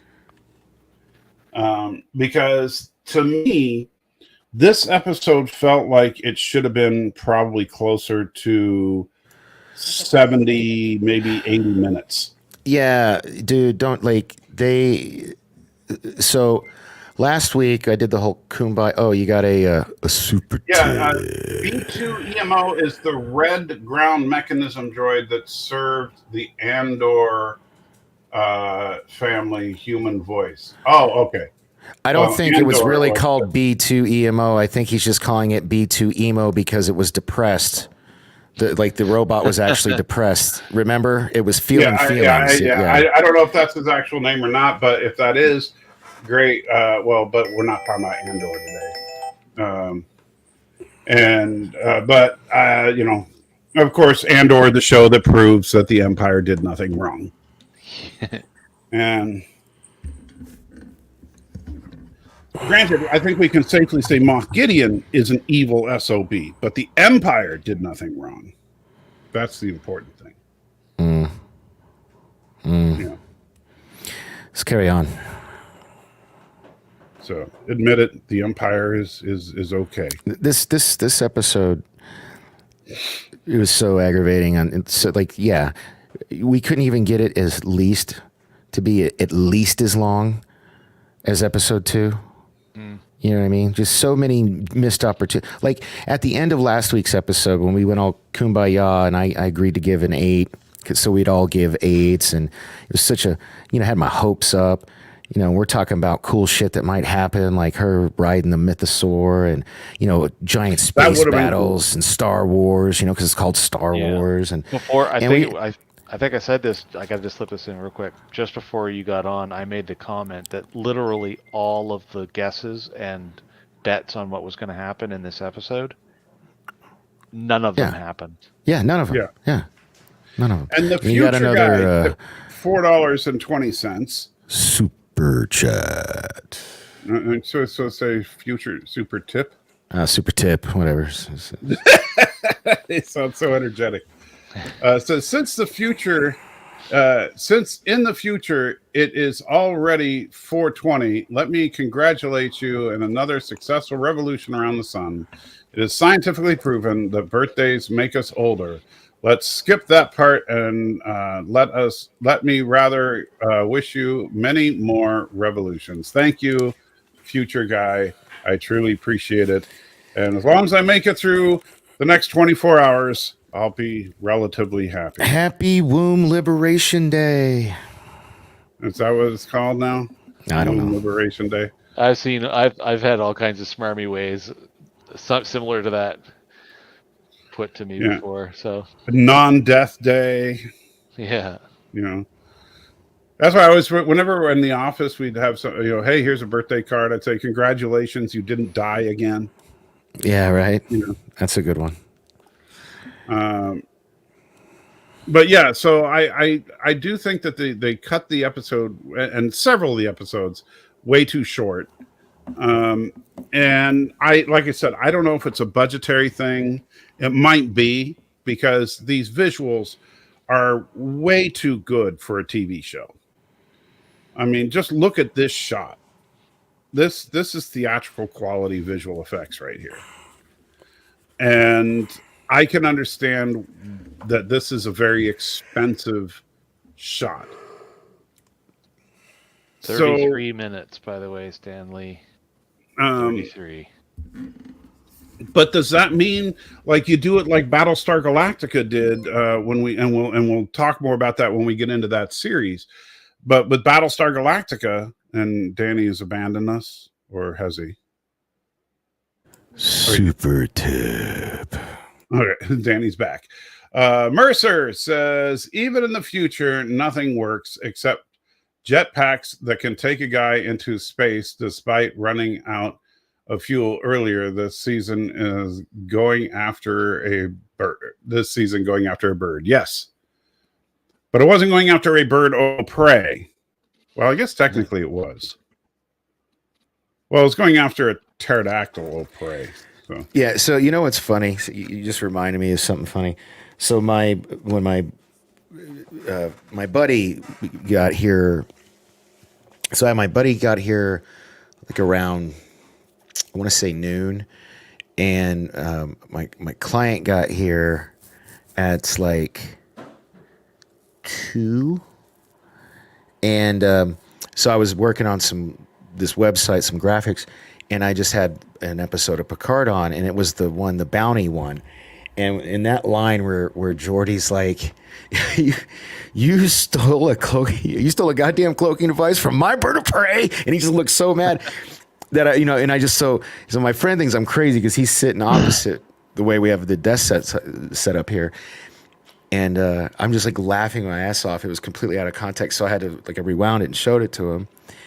And while he did not understand anything, he's never watched Star Trek at all in his life. He doesn't know anything about it. He agreed that the way he delivered that line and the way he said it and the look on his face, like anybody could laugh at that without knowing anything about Star Trek. It was so good. It was like, oh, LeVar Burton brought his A game for. Oh God, he did. I'm that scene where I have a million with complaints lore about Picard, but LeVar Burton ain't one of them. Yeah, no, sorry. I'm just doing everything I can to not talk about this. So episode. stop talking about Picard. And so the pain will be over if we can get through this faster. So sorry, stop. You're right. Let's just rip the Band-Aid off. Yeah, what I was saying about misery. What I was trying to say about Battlestar Galactica is that what they would do is they would spend several episodes not using a lot of visual effects. Yeah, bottle episodes to save money, and then building up to a battle, and that's when what Next Gen used to do. Spectacular. Yeah, that's exactly what Next Gen used to do, man. Yeah, when you see that, well, no, these battles made what you see in Next Gen, absolute crap compared to what you see in Battlestar Galactica. Yeah, they did all kinds of progression and pre-prep, and then all of a sudden they would dump you into 40 minutes of this is what you've been waiting for.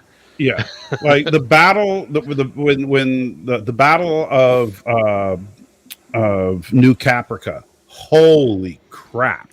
So when are we going to start doing the where we watch I figure we'll that start doing some Galactica after next week because we'll have a few weeks of nothing. Okay. And so we can do some Galactica assuming we can get Jason's server situation. Yeah, we'll get that all tested. We'll get that all tested and going, and then we'll do a little bit of that, and then I'll be on the road for a few weeks, and then we can come back and do a little bit more, and then jump into Strange New Worlds. Yeah. But anyway, so unfortunately, though, with this, they like the individual episodes were all very spectacular, but they were very short. And so here we see the Mandalorians going down into the clouds, and then the TIE fighters immediately coming back. That's what she said. Yeah. And again, beautifully rendered shots. I mean, like this shot of the almost looks like a model. Oh, it does. It looks like it's a practical model. Yeah. That's how good the CG is. I mean, and you can tell. Like I'll tell you, someone who has done CG, the way that they do the lighting, the ray tracing, the blooming light, the just everything they do here is perfect. And and I know the amount of time that it took to render these shots was insane. But it You got absolutely paid off. And one more, Nermal the cat tipped $1. tip. Because I wish Axe had a good time before. I wish.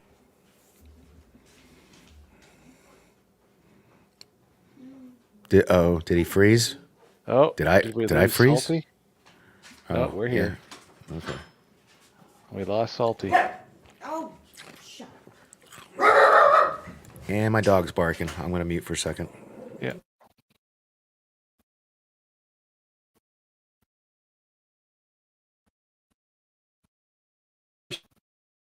Axe had ups and we're frozen. You're slowly coming back.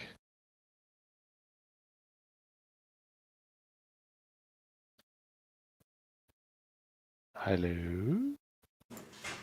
I think he's frozen. He is.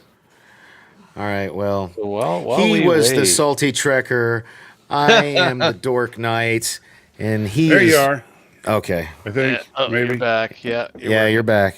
Can you hear me now? Yeah. Yes. So models, Hello? cube view. Yes. Yeah. Okay, why don't I hear you? We can hear you. You can't. I can't hear you. us. Let me check There you the go. audio settings. What happened? Stupid StreamYard. Bear with me. Blah, blah, blah. Audio.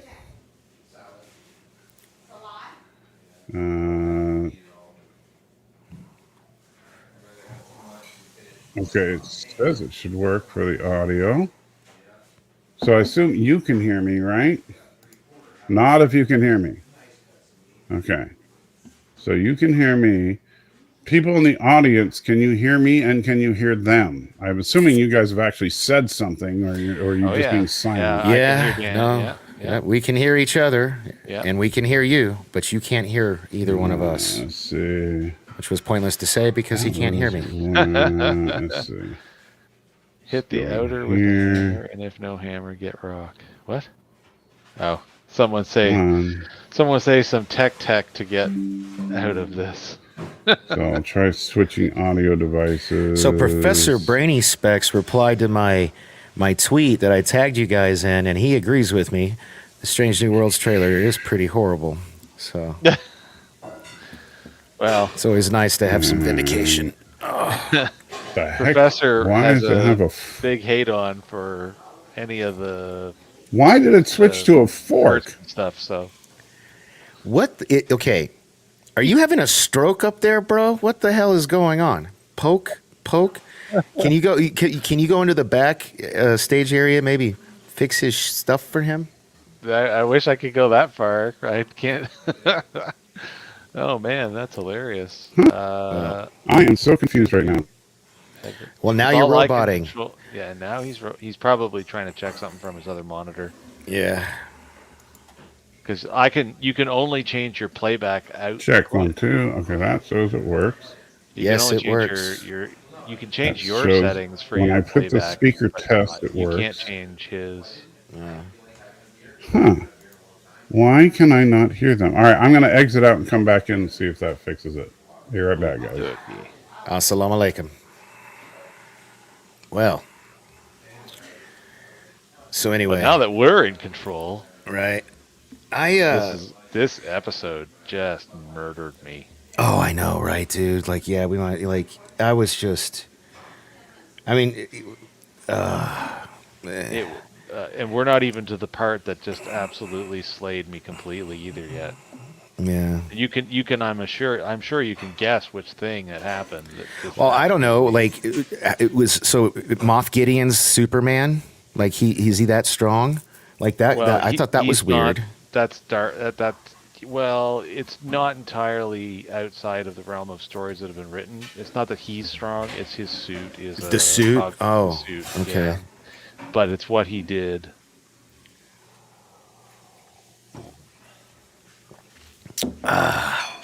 What he did?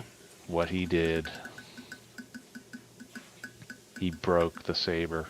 That's what I'm saying. Yeah, he broke it. It's bullshit. Yeah, totally.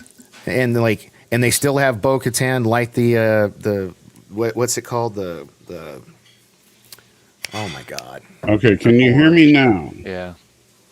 Yes. Yeah. Okay, and I can hear you. Wow. Yay. Fantastic. Miracle. It's fantastic. All right. That We was don't have our weird. little bobble thingies anymore, but it's okay. We don't need them. All right, so what?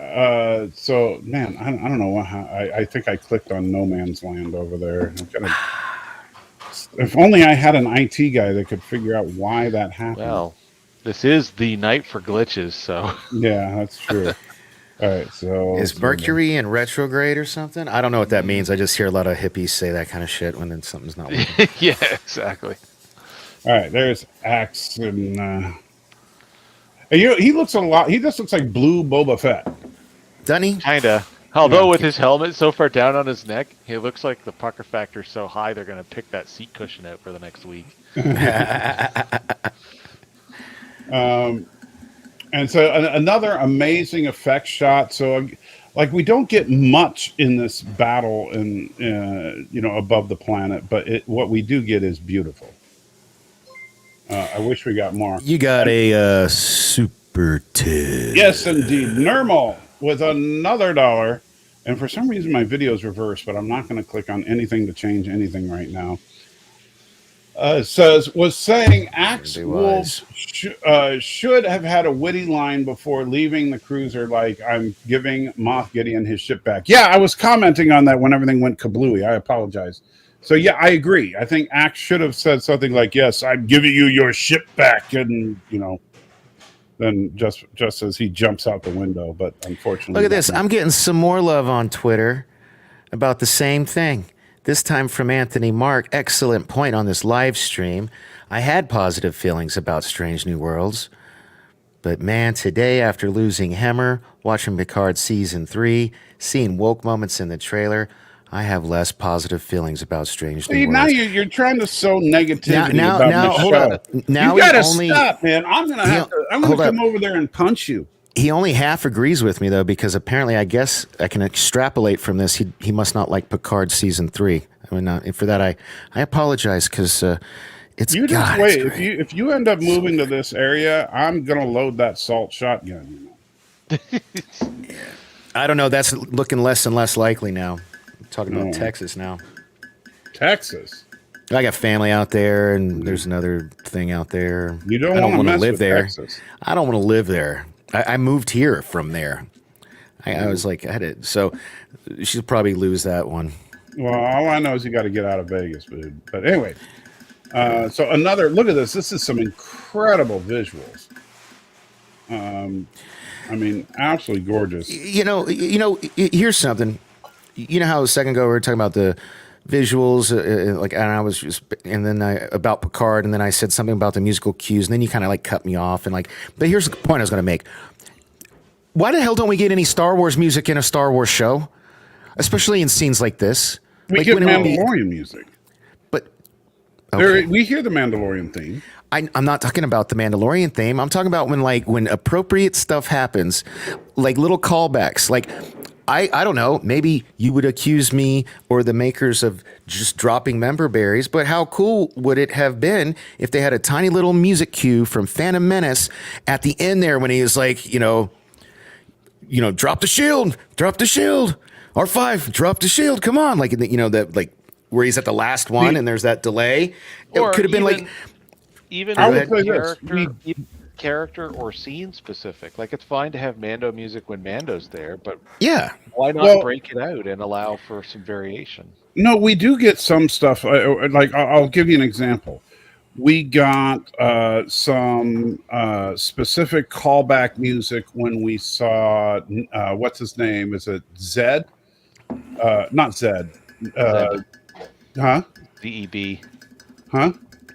ZEB. Well, we got a little bit of callback when we saw him. We got a little bit of callback when we saw the old white guy in the X-wing in season 2, and stuff like that. I'm telling you, man, there hasn't been any of John Williams' score. No, that's the thing that's really killing me. Is I get that, but you know what? That's why not a hint of it? Like even in Picard, they've taken stuff from so many different composers over the years of Trek. And Arabic, they don't necessarily need John Williams' permission because Lucasfilm probably owns that music. Probably. So Because it's not a matter of permission, but it would be a matter of that music, and this is something I've heard before, like, because you don't hear that music, for example, in Solo, a Star Wars story either, and except for a very brief and very heavily modified version of the Imperial March, and the reason being that they explained when Solo came out was they felt that music was specific to the Skywalker saga, and this is not a part of the Skywalker saga. Well, it's to their detriment. Yeah, it is. And I get that. Because I do agree that John Williams' music is among some of the best cinematic scoring. It is, done. But not just that. So like, Picard had absolutely nothing to do with, say, Wrath of Khan, or Undiscovered Country, but we get musical cues from both of those movies multiple times, and sound effects. Yeah. Oh my! I'm hearing an echo now for some reason. All right. Are you hearing if nobody else hears it, I'll live. But. Okay, so StreamYards is just on crack today. Okay. StreamYards is definitely on crack today. Because I was hearing an echo earlier, but I'm not now. Yeah. Great. Does that mean it's my turn to crash? Well, it would be a trifecta. Yeah, right? Everything happens in threes, right? So. Yeah. But yeah, well, okay. Well, so except Star Trek? Testicle cancer. That can only happen twice. The issue with saying that putting Star Trek music in a Picard series is a member berry is that's never a member berry, because Star Trek music that's properly themed, that stays consistent across multiple series, isn't just not a member berry. It is like design aesthetic for the physical settings that everything is built on.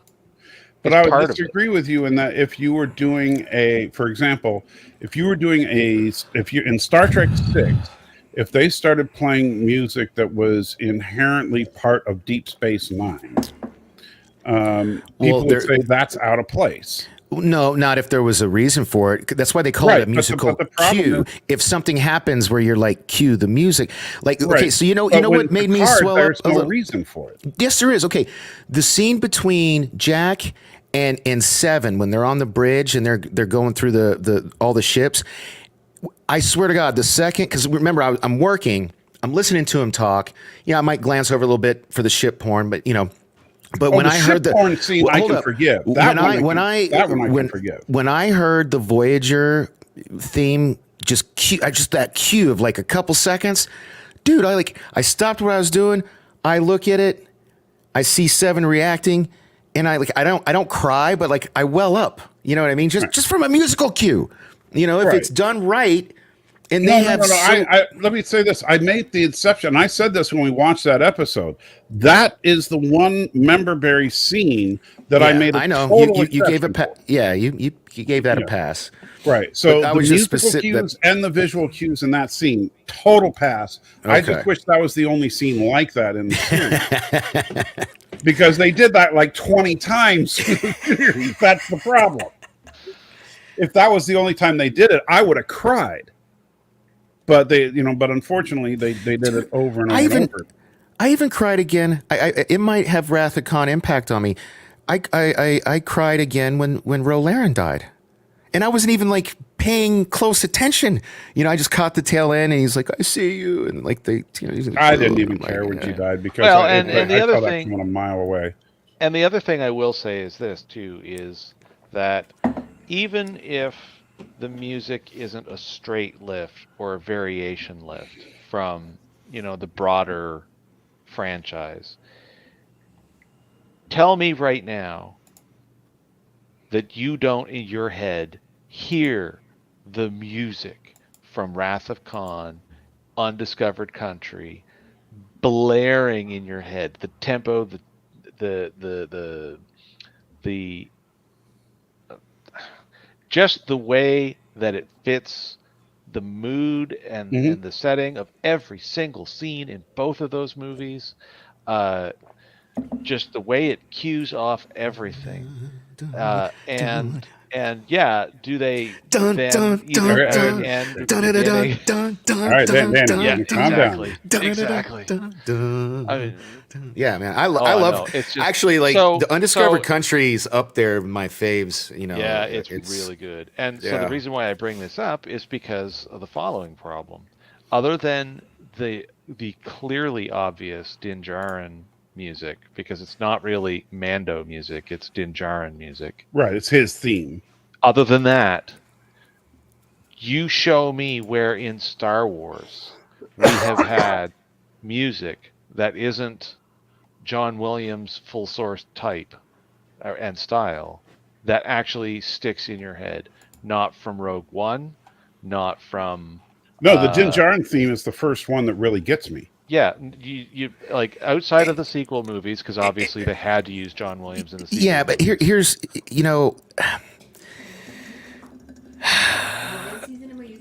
the my mom just threw me off from what I was about to say. She wants you to move home. Maybe we should listen or to the closest legal weed state, which I thought was funny.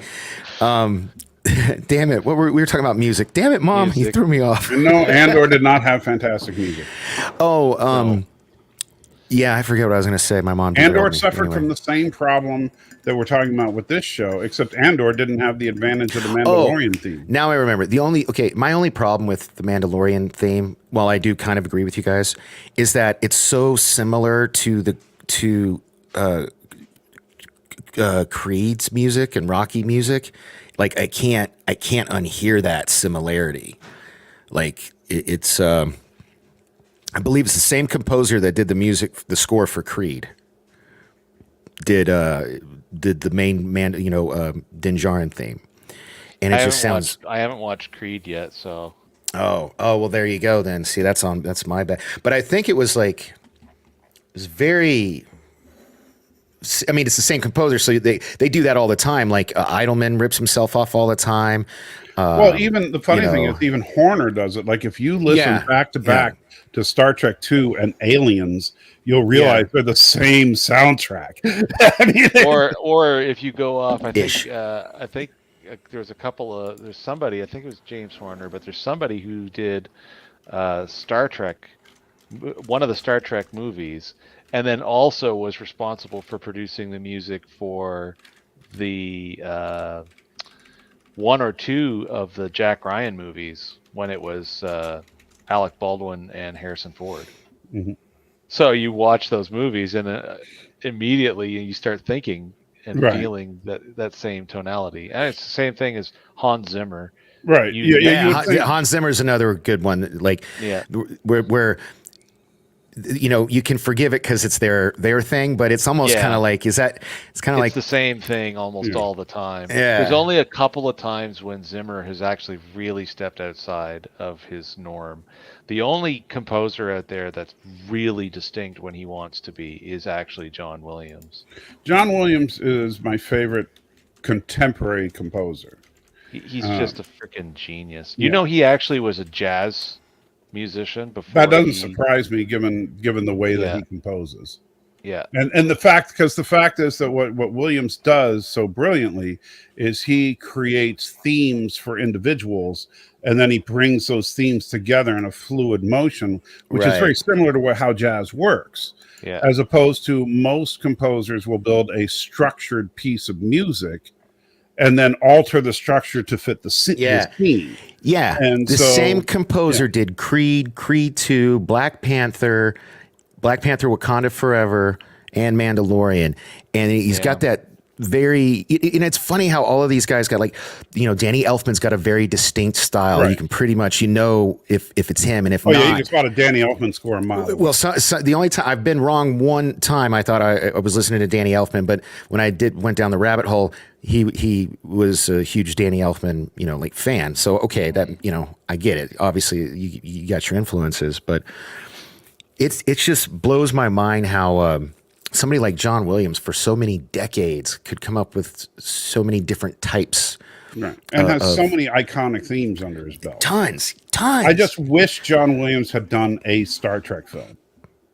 it's too bad he never did. But man, I'm actually kind of glad he didn't. I like what has been done with Star Wars. Star Wars and Star Trek. I like the difference. I like how the movies have had a variety of composers on it, and it's actually worked out pretty well. You see, I hate the fact though that like Captain Kirk's theme has been co-opted to be the theme to Star Trek: The Next Generation. So that pissed me off. Well, the Jerry Goldsmith theme that you're talking about, that was actually the Star Trek the motion picture theme, right? But that was originally you'll notice, like, if you watch Star Trek the motion picture, in the context of the film, that is the James T. Kirk theme. Oh, when he enters the scene, when Kirk enters the scene, that's his theme. Yeah, at Starfleet headquarters. Yeah.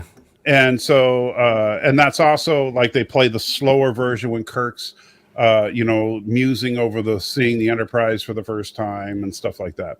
I love the First Contact theme, Mercer. I don't know what you're talking about. Yeah. That's a good theme. But I can't stand the fact that they took that and co-opted it for Star Trek: The Next Generation, because to me, that's a bastardization of what was some great music. And this was a problem. How is it a bastardization? Jerry Goldsmith, it's dude by the same guy. It's not because it would be as if you can't bastardize your own work. No, because it would be as if you're watching The Mandalorian and they made the Mandalorian's theme Luke Skywalker's theme. It's not this, that's not the same character. But that's because you considered it. You're the only one I've ever heard say that that's Kirk's theme. Kirk's theme, no, same. You're making me want to check my soundtrack of Star Trek: The Motion Picture, of the Enterprise refit of James T. Kirk, and then all of a sudden it became synonymous with the Enterprise D. And it's like, and people just completely forget that music was associated with the first time that we saw the Enterprise on the big screen. Yeah, but then you got to think about how we moved into James Horner, and then didn't we got we got James Horner for Star Trek 2, which was great. Yeah, but the problem is, and this is a problem with the Star Trek franchise as a whole. And had we got James Horner for Star Trek: The Motion Picture, I think it would have been better. Cliff Idleman, I always screw up his name. He's the one that did The Undiscovered Country. I freaking love that theme. It's so good, right. Yeah. We just that's a Horner theme too, as well. By the audience. I know we're totally going off the rails here, but that's just how bad this episode was. It's not that bad. It's just that we got into the music thing. No, it's pretty bad, because I'd be way more engaged in talking about it. But I think that the problem with the and this is going back to like Star Trek versus Star Wars here, where Star Wars is clearly the winner as far as the film franchise in particular is concerned, is and this is where you're upset with this particular show, Danny, is that you don't feel like it sounds like Star Wars because the music is so different. But Star Wars has a specific sound musically. Star Trek doesn't. Star Trek has 1,000 different themes. No, that's not true. It absolutely does. The original series, TNG, Deep Space Nine, Voyager, Enterprise, Discovery, Strange New Worlds, Picard, Lower Decks, and Prodigy all have vastly different musical scores. Yes, but they all have some variation of the Alexander Courage. That's it. Not even that. The Alexander Courage from the series. Common is that's the only thing they have in common.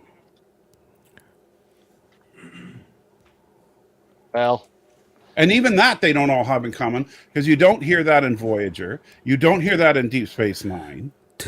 Oh God, Voyager's such a good theme. But I'm just saying, but you don't hear that anywhere in Voyager or Deep Space Nine. You kind of do, because doesn't Goldsmith? Goldsmith did the Voyager thing, didn't he?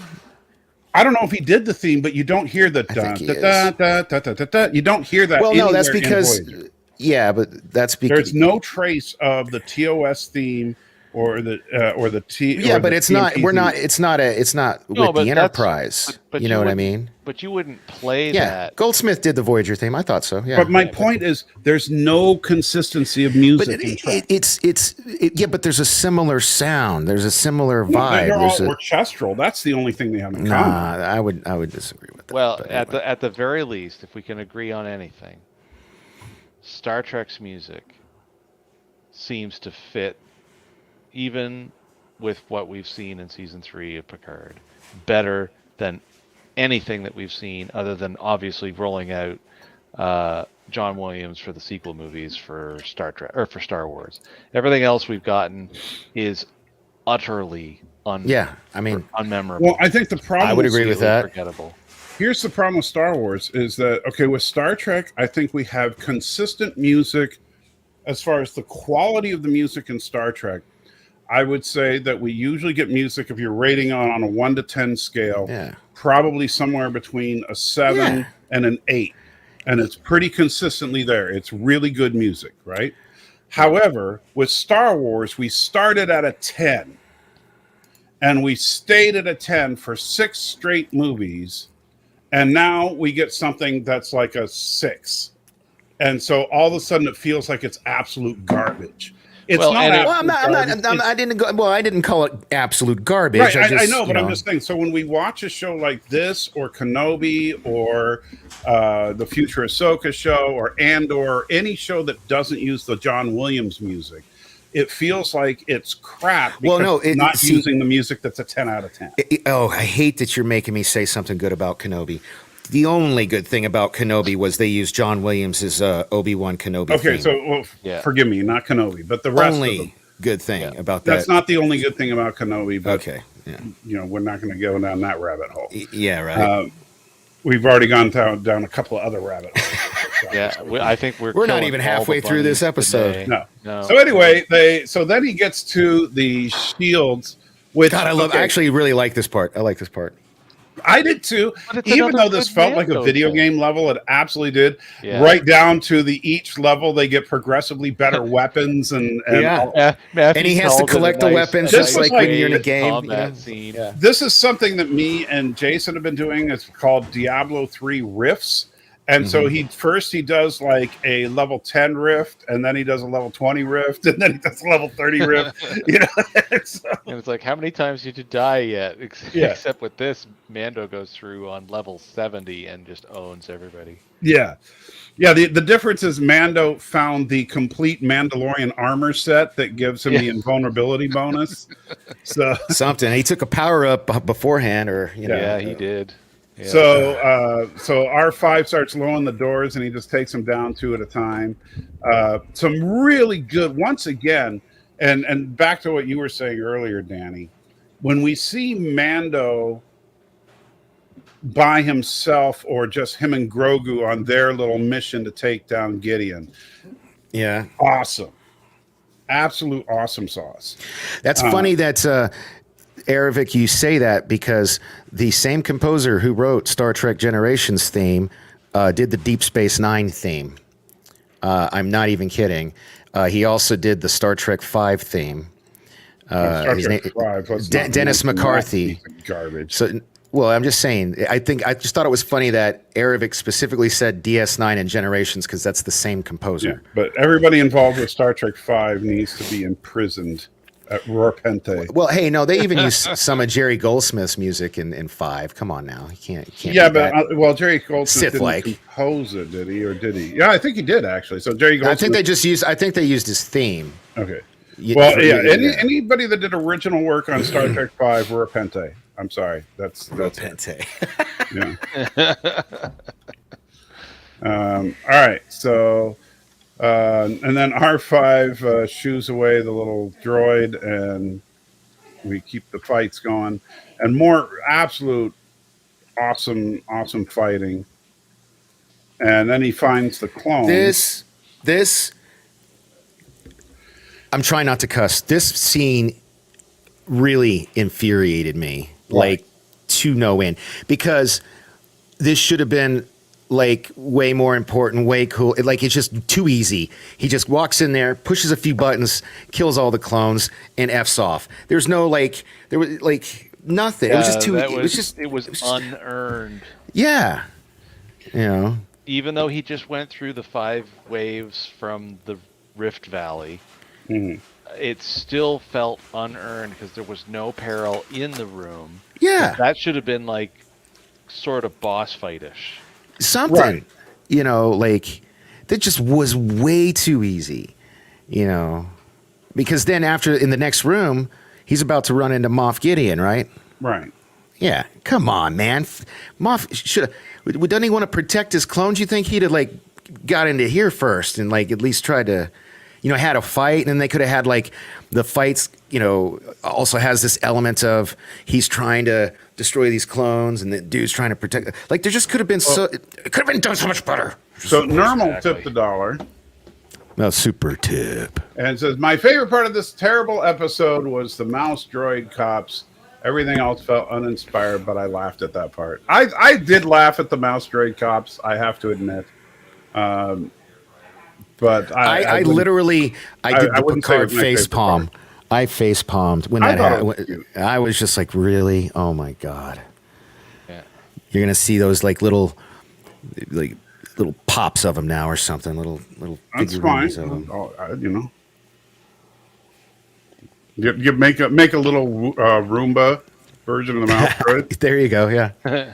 Wouldn't fit under anything, but yeah. Yeah.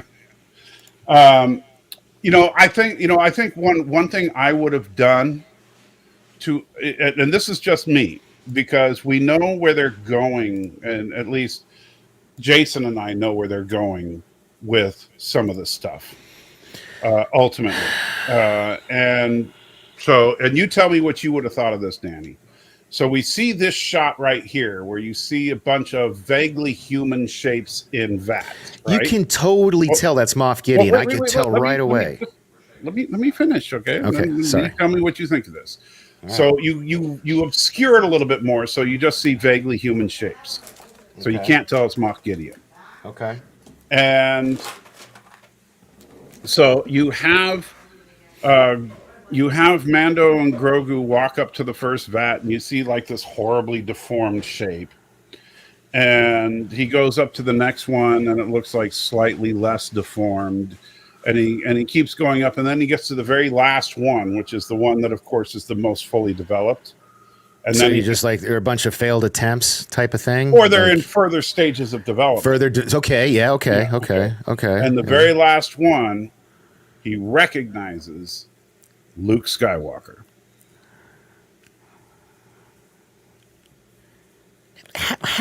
But how? I mean, like at first, like when they teased us with this a few episodes back, in my mind, I don't think I said this out loud, but in my mind, I was like, "Oh shit, are they doubling down on the sequel trilogies? Are those Palpatine clones?" Like that was literally what I was thinking. Palpatine's being cloned on Exegol. We know that. Yeah, but these are obviously some kind of portable units here. I mean, I don't, so. But then I got mad at myself for even remembering anything that happened in the sequel trilogy. Right, so but the thing is that in Heir to the Empire, which is where they're going with this, with Grand Admiral Thrawn, yeah. That's what Grand Admiral Thrawn was doing, was cloning Luke Skywalker. Oh, shit. Okay. And so if he was, and what was he saying? He was trying to make the perfect Dark Trooper by having one that with the Force. See, if I'm talking about, if I had all this back knowledge of the Legends stories or comics or whatever the hell you're talking about, then I would have gotten excited about that prospect. Right. But then immediately let down. The problem is that they're doing these little, and I don't understand this. Like this is why I'd want to like slap Jon Favreau and Dave Filoni a little bit, because they're so worried about making it, beautifully epic, that they forget that what really sells a show is character and story. Yeah, story. And so if you build a few practical sets and stuff, and you spend some episodes building this stuff up, so we know what he's up to, and we know what the stakes are, and so we learned that he's trying to make these Dark Troopers. and that they're going to be force-sensitive stormtroopers wearing Beskar, right? Which is lifted straight out of either Legends or EU, by the way. Right. Well, that's what I'm saying. They had dark troopers that were force capable. Right. So imagine what an entire legion of Luke Skywalkers in Beskar armor could do. And that's what he's trying to do. Now, the nice thing is that he sees that, he destroys it, right? And he thinks problem solved. What he doesn't know is that there's a bigger bad out there, Grand Admiral Thrawn, who learns of this plan and continues it. Yeah, and but that's where we're going to go with Heir to the Empire. Ahsoka's going to be dealing with Thrawn, I think. I don't think Mando's... Thrawn's already appeared in the Ahsoka trailer. We know he's going to be there. Yeah. And Thrawn is obviously going to be the big bad in the we'll say Filoni-verse movie. I would say it's pretty much a given that Thrawn is going to be the villain there. But if that's the way you want to do it, if you try to make it so that you have a bunch of Luke Skywalker clones, this would be a great way to set that up to where you think you've destroyed that threat, but you've really just set it up. Yeah, they'll never execute it on it properly at this point. Well, I know, but this is the problem with, like I said, an 8-episode season. If you were doing 20 episodes a season, but 15 of those episodes were characters, walking and talking and, and actually just having conversations, and we were learning things instead of nothing but cool visual effects and fights, we could have gotten it. And Ariel, thank you so much with $4.20. The Danny special says, I disagree, Salty. Nothing you said can convince me that one of those isn't Picard. Or Kirk. Well, I already said Kirk's in one of those. We know that. Yeah. So anyway. So, what do you think? Do you think my idea would work? I think any idea would have worked better than what they do. Doubts about their capabilities, but do you think my story idea would work? Yes, mostly because of the simple fact that it is a lot closer to all the stuff that existed before they flushed it down the toilet. Yeah. Well, what do you think, Danny? Not knowing, since you don't know the EU stuff. Well, I don't know anything about it, but that sounds fascinating. But they could still do it, because if you're saying that that's what Thrawn did, maybe. And I've never read the Thrawn books, by the way. Okay, well, I'm just saying maybe Thrawn was found out that this little weasel Moff Gideon was doing this, and he co-ops all of it, but takes it a step further and uses, a clone of the greatest Jedi Knight the world has ever known, at least until the Last Jedi movie came out, Luke Skywalker. You know what I mean? So right, makes it even deadlier by cloning Rey. Oh God. Well, I'm getting the how long till done question, so let's. Yeah, me too. Actually. All right, so they're looking at all the tubes full of Picards and Kirks and stuff, and so then he hits the magic button and kills them all.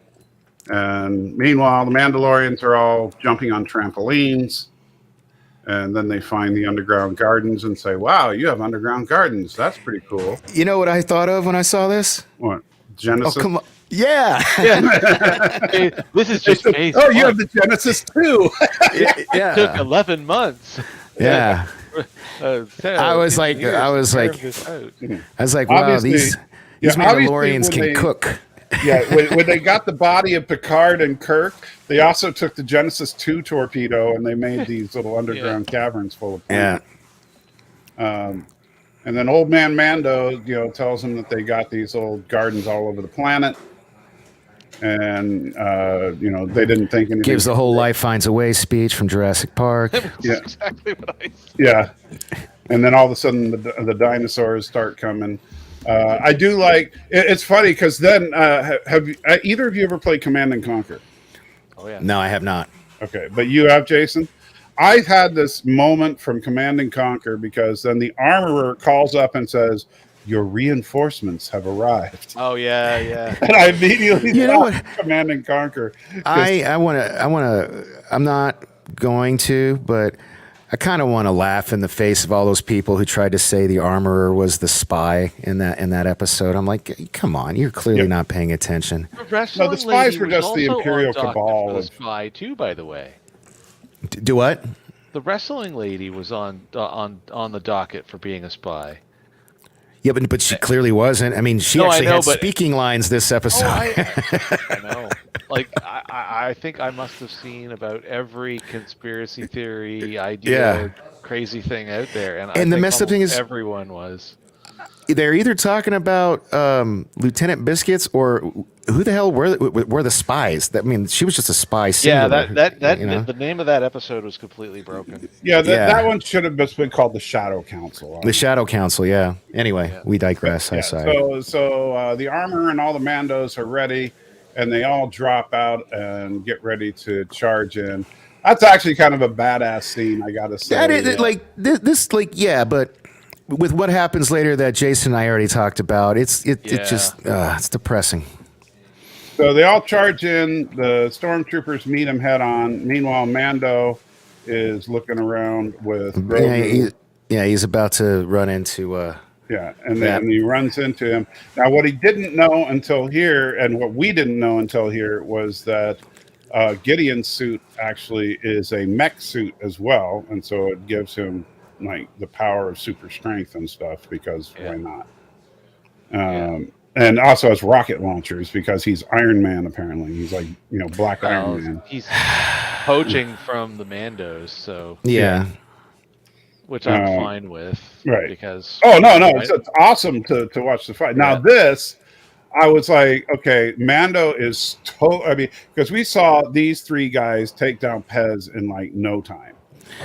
Well, I wouldn't say it was no time, and they took him down pretty quick. And it took a second for them to get it through the armor. So I bought all of this because when they started. I'm not saying I didn't buy it. I'm just saying I was like, okay, Mando is in trouble. Oh yeah.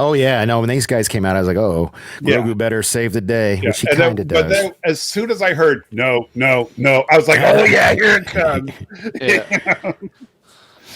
And so Grogu acts as a big distraction, and they go after him. As well they should, since I'm sure they could detect that he was a Force user. Yeah. All right. Looks like we got to wrap up now. Everybody's getting summoned. All right. So I'm going as fast as I can. All right. So meanwhile, everybody's fight.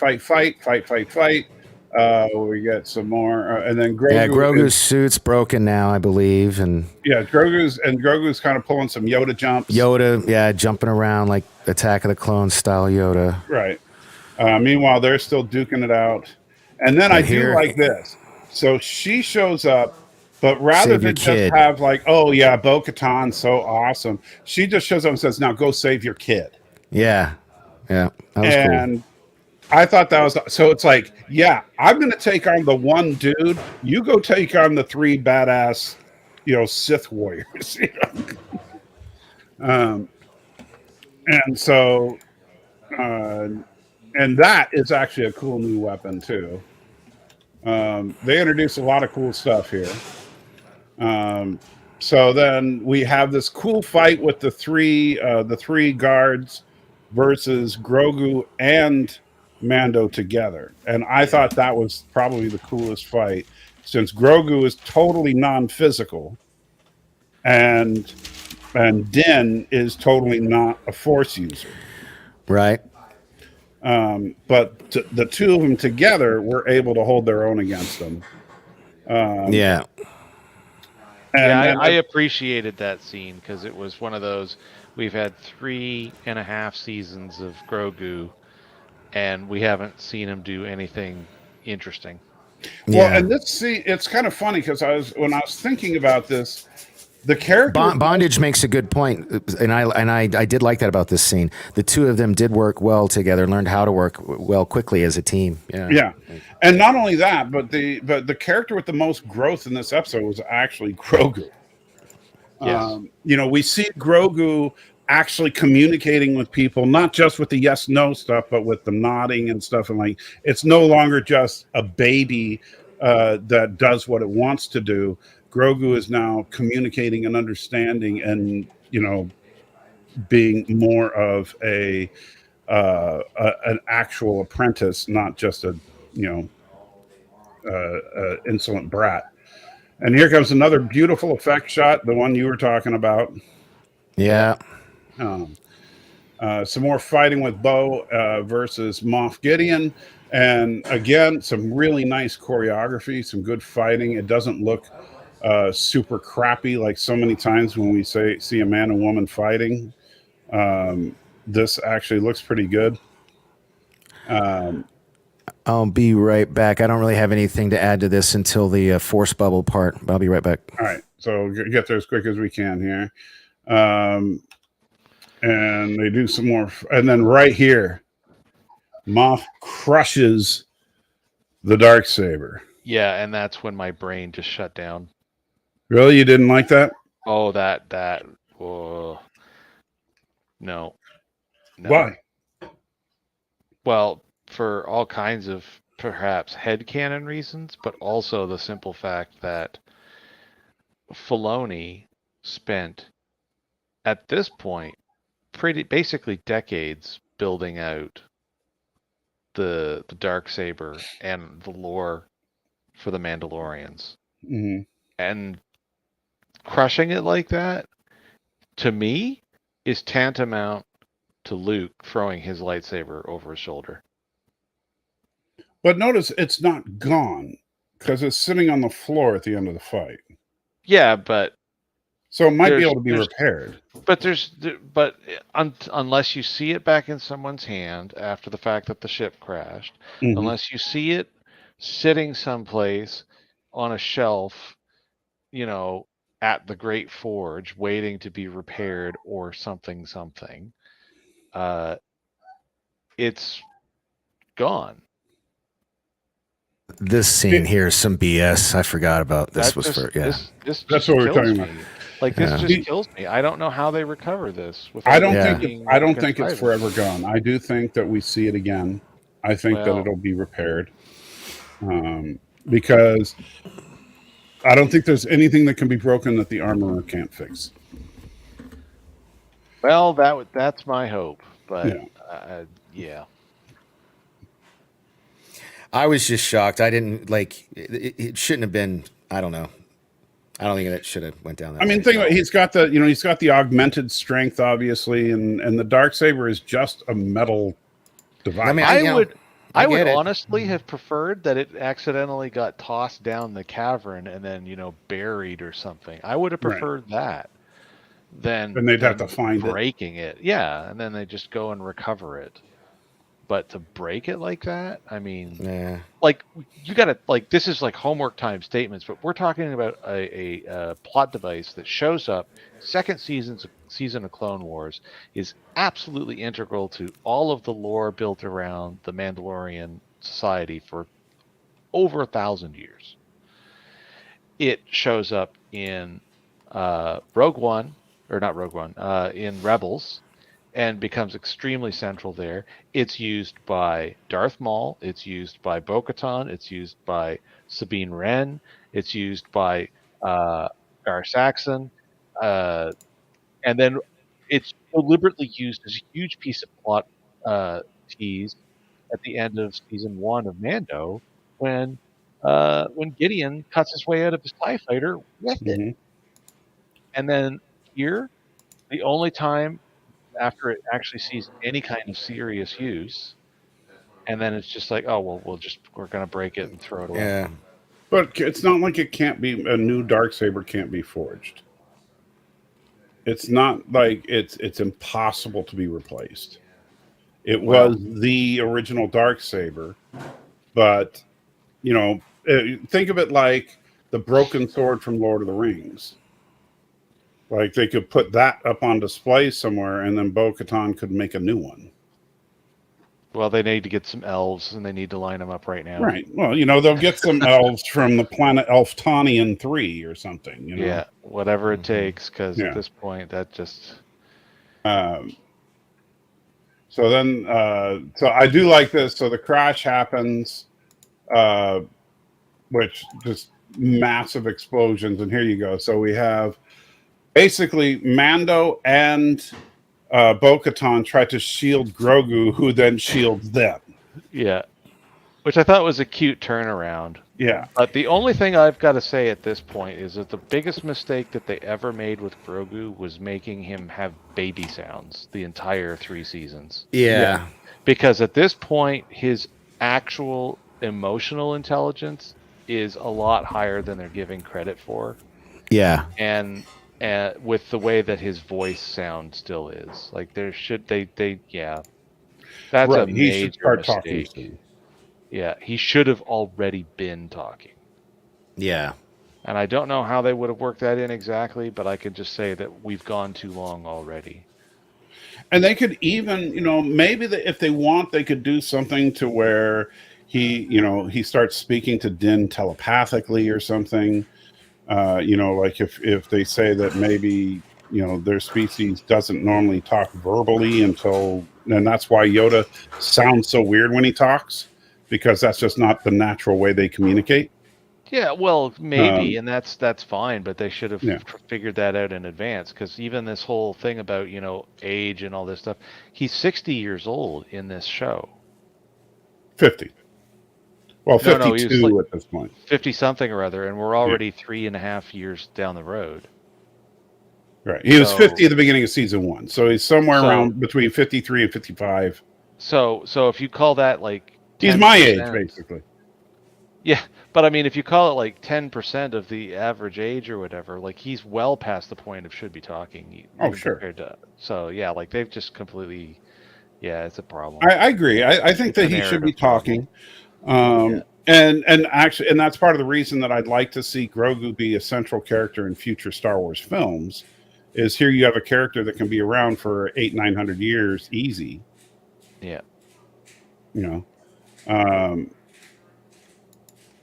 So yeah, there's a nice shot where you can see the actual bubble in effect. Yeah. So have we ever seen something like this before?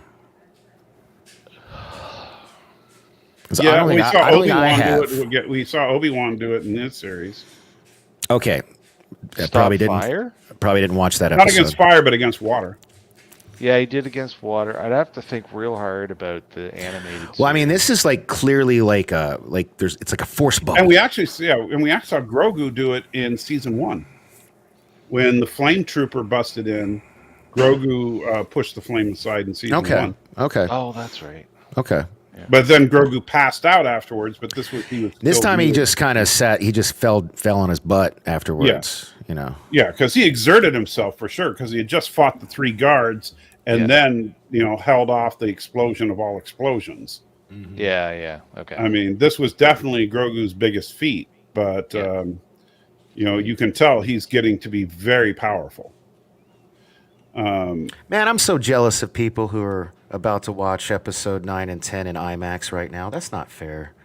There was not a showing here, and everybody everywhere in California sold out like in seconds. I'm not, because episode 9 sucks so bad. But anyway, so then Grogu sits down.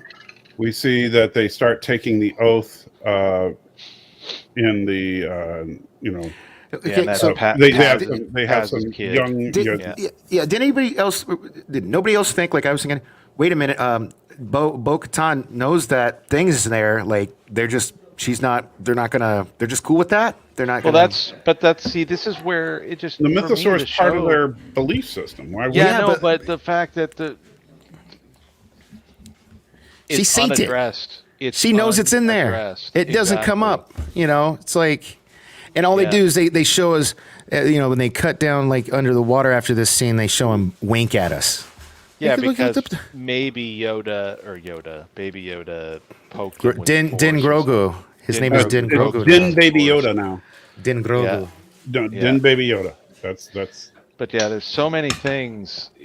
Yeah, everything was rushed. So here it really does feel like it in this episode. I did like this idea though, where he was saying that he's now my apprentice because he's graduated up, which I would agree. I mean, if you look at what he's doing, he's obviously beyond the keep him safe to where he should be in combat.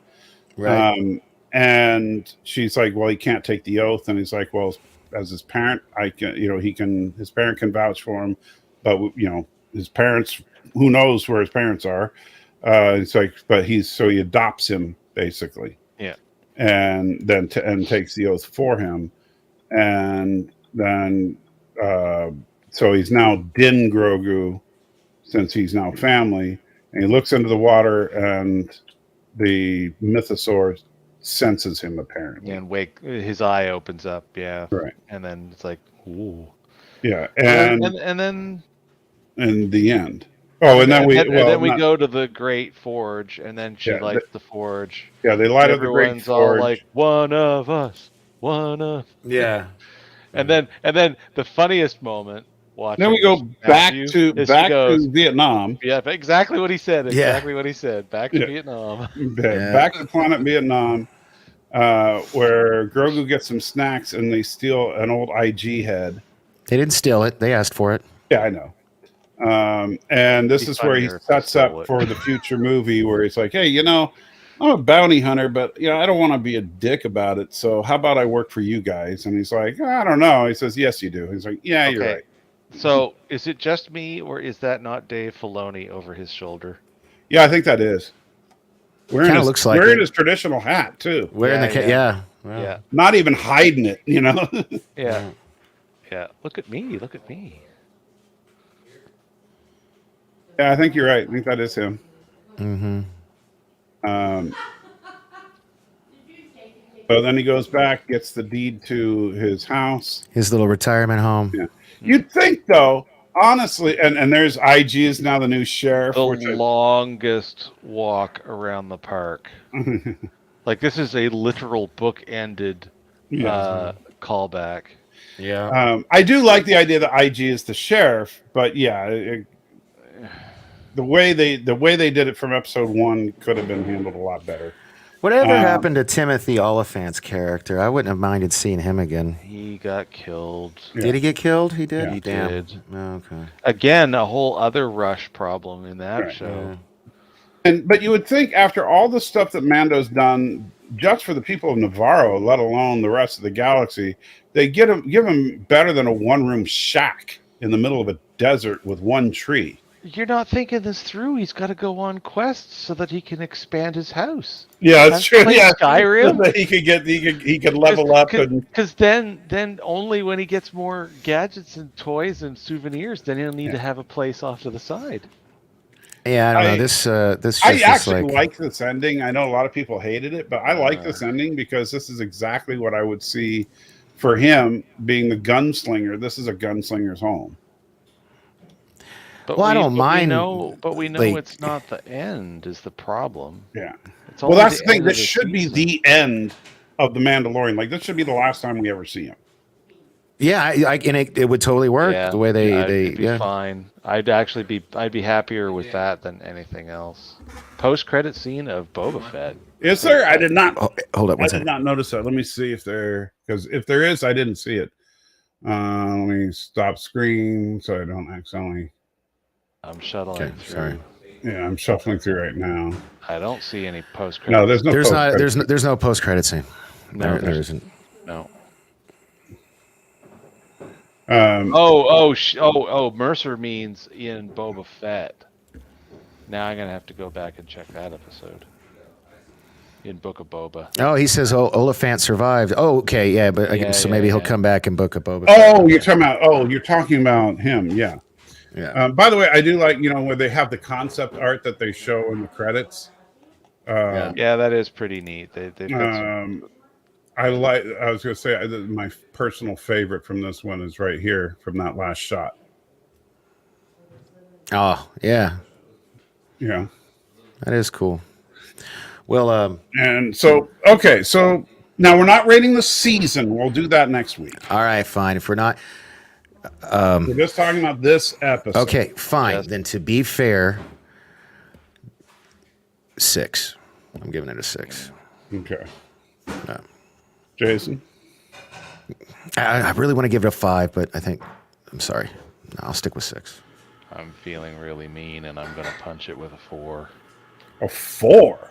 Hey, man, that's fine. Wow, Our, that is our mean. average is a 5. I can live with that so far. Anyway. That is definitely. I'm telling you, this episode, I am not impressed. That makes me want to bump my rating up. I'm not going to, but it makes me want to, just to bring up the average. I was going to give it a 7. I'm going to stick with a 7.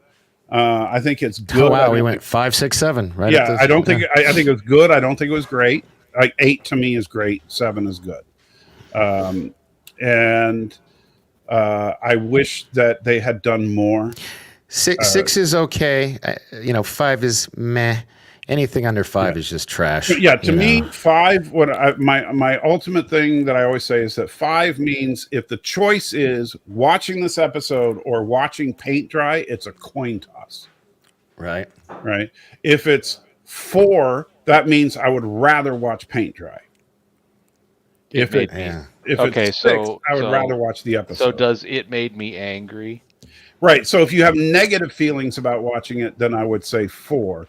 Yeah. If I'm completely neutral, 5. If I at least have some enjoyment out of it, 6. 4. This episode made me so 4. angry. Okay. Yeah, so 4. Really so 4, 5, 6, or 4, 6, 7. 4, 6, 7. Yeah. Or you gave it a 6. Oh yeah, that's right. Yeah, he gave it a 6. I gave it a 6. I gave it a 7. Yeah. Yeah. So that means our average is like what, 6? Let's see, 5. 5.75 or something like that. Yeah, something like that. 5.5 basically. Yeah, 5.5. But I think I'm not going to pull any punches next week. Yeah, next week we'll talk about the series as a whole, and we'll talk about Picard as a whole. And you know what's really, really funny? My closing statement is this episode is exactly what I've been worried about happening to Picard, but now it's happened in Mando. They found a way in the last minute to ruin a season for me. Right. Yeah. I think that I that's my biggest fear tonight is that Picard is going to go nowhere at warp 9.9. Now, I'm thinking, because we have not had, I got to say this as a joke, and Thomas, you stay out of the comments if you're in here. We have not had him throw up any scores yet, so for tomorrow? For tomorrow, so... Yeah. Come on, Thomas, what's your prediction? No. All right, well, hey, you guys live long and prosper. I got a guest who's been here. I've been on, a little... We went over 50 minutes. No. So. We didn't go over. Our finish time is like in 12 minutes. No, we only usually do 2 hours. No, you're right. Our finish time was we're almost an hour over. We're almost an hour over, bro. I forgot somebody was late. Yeah, but even with 20 minutes added to the clock, it's still we're way over. Well, and then somebody had technical problems, and then somebody else had technical problems. And, all right, well, hey, man. And then somebody wanted to argue about music. You live long and prosper, guys. All right, take it easy. You too, man. All right, so with all that, what we can honestly say is that we know that Picard is going to be worse. So with that, remember, you are the salt of the earth. I can't even agree with that statement anymore, because after this catastrophe... Well, we'll see. We'll see in 24 hours. That's for sure. Yeah, I'll see you. But you are the salt of the earth. I am the salty trekker. He is the Canadian that sometimes shaves, but usually doesn't, but always smiles way too much. And Danny, well, he's just Danny. He needs a good therapist. If you're a therapist and you're good at it, contact Danny. He needs you. And remember, I need something that you can say after, like, and remember. What do you say after that? I don't know. But where we are talking about stories, all of this is fun and doesn't really matter. And remember, ultimately, it doesn't matter. Wow. That's a great way to ruin it.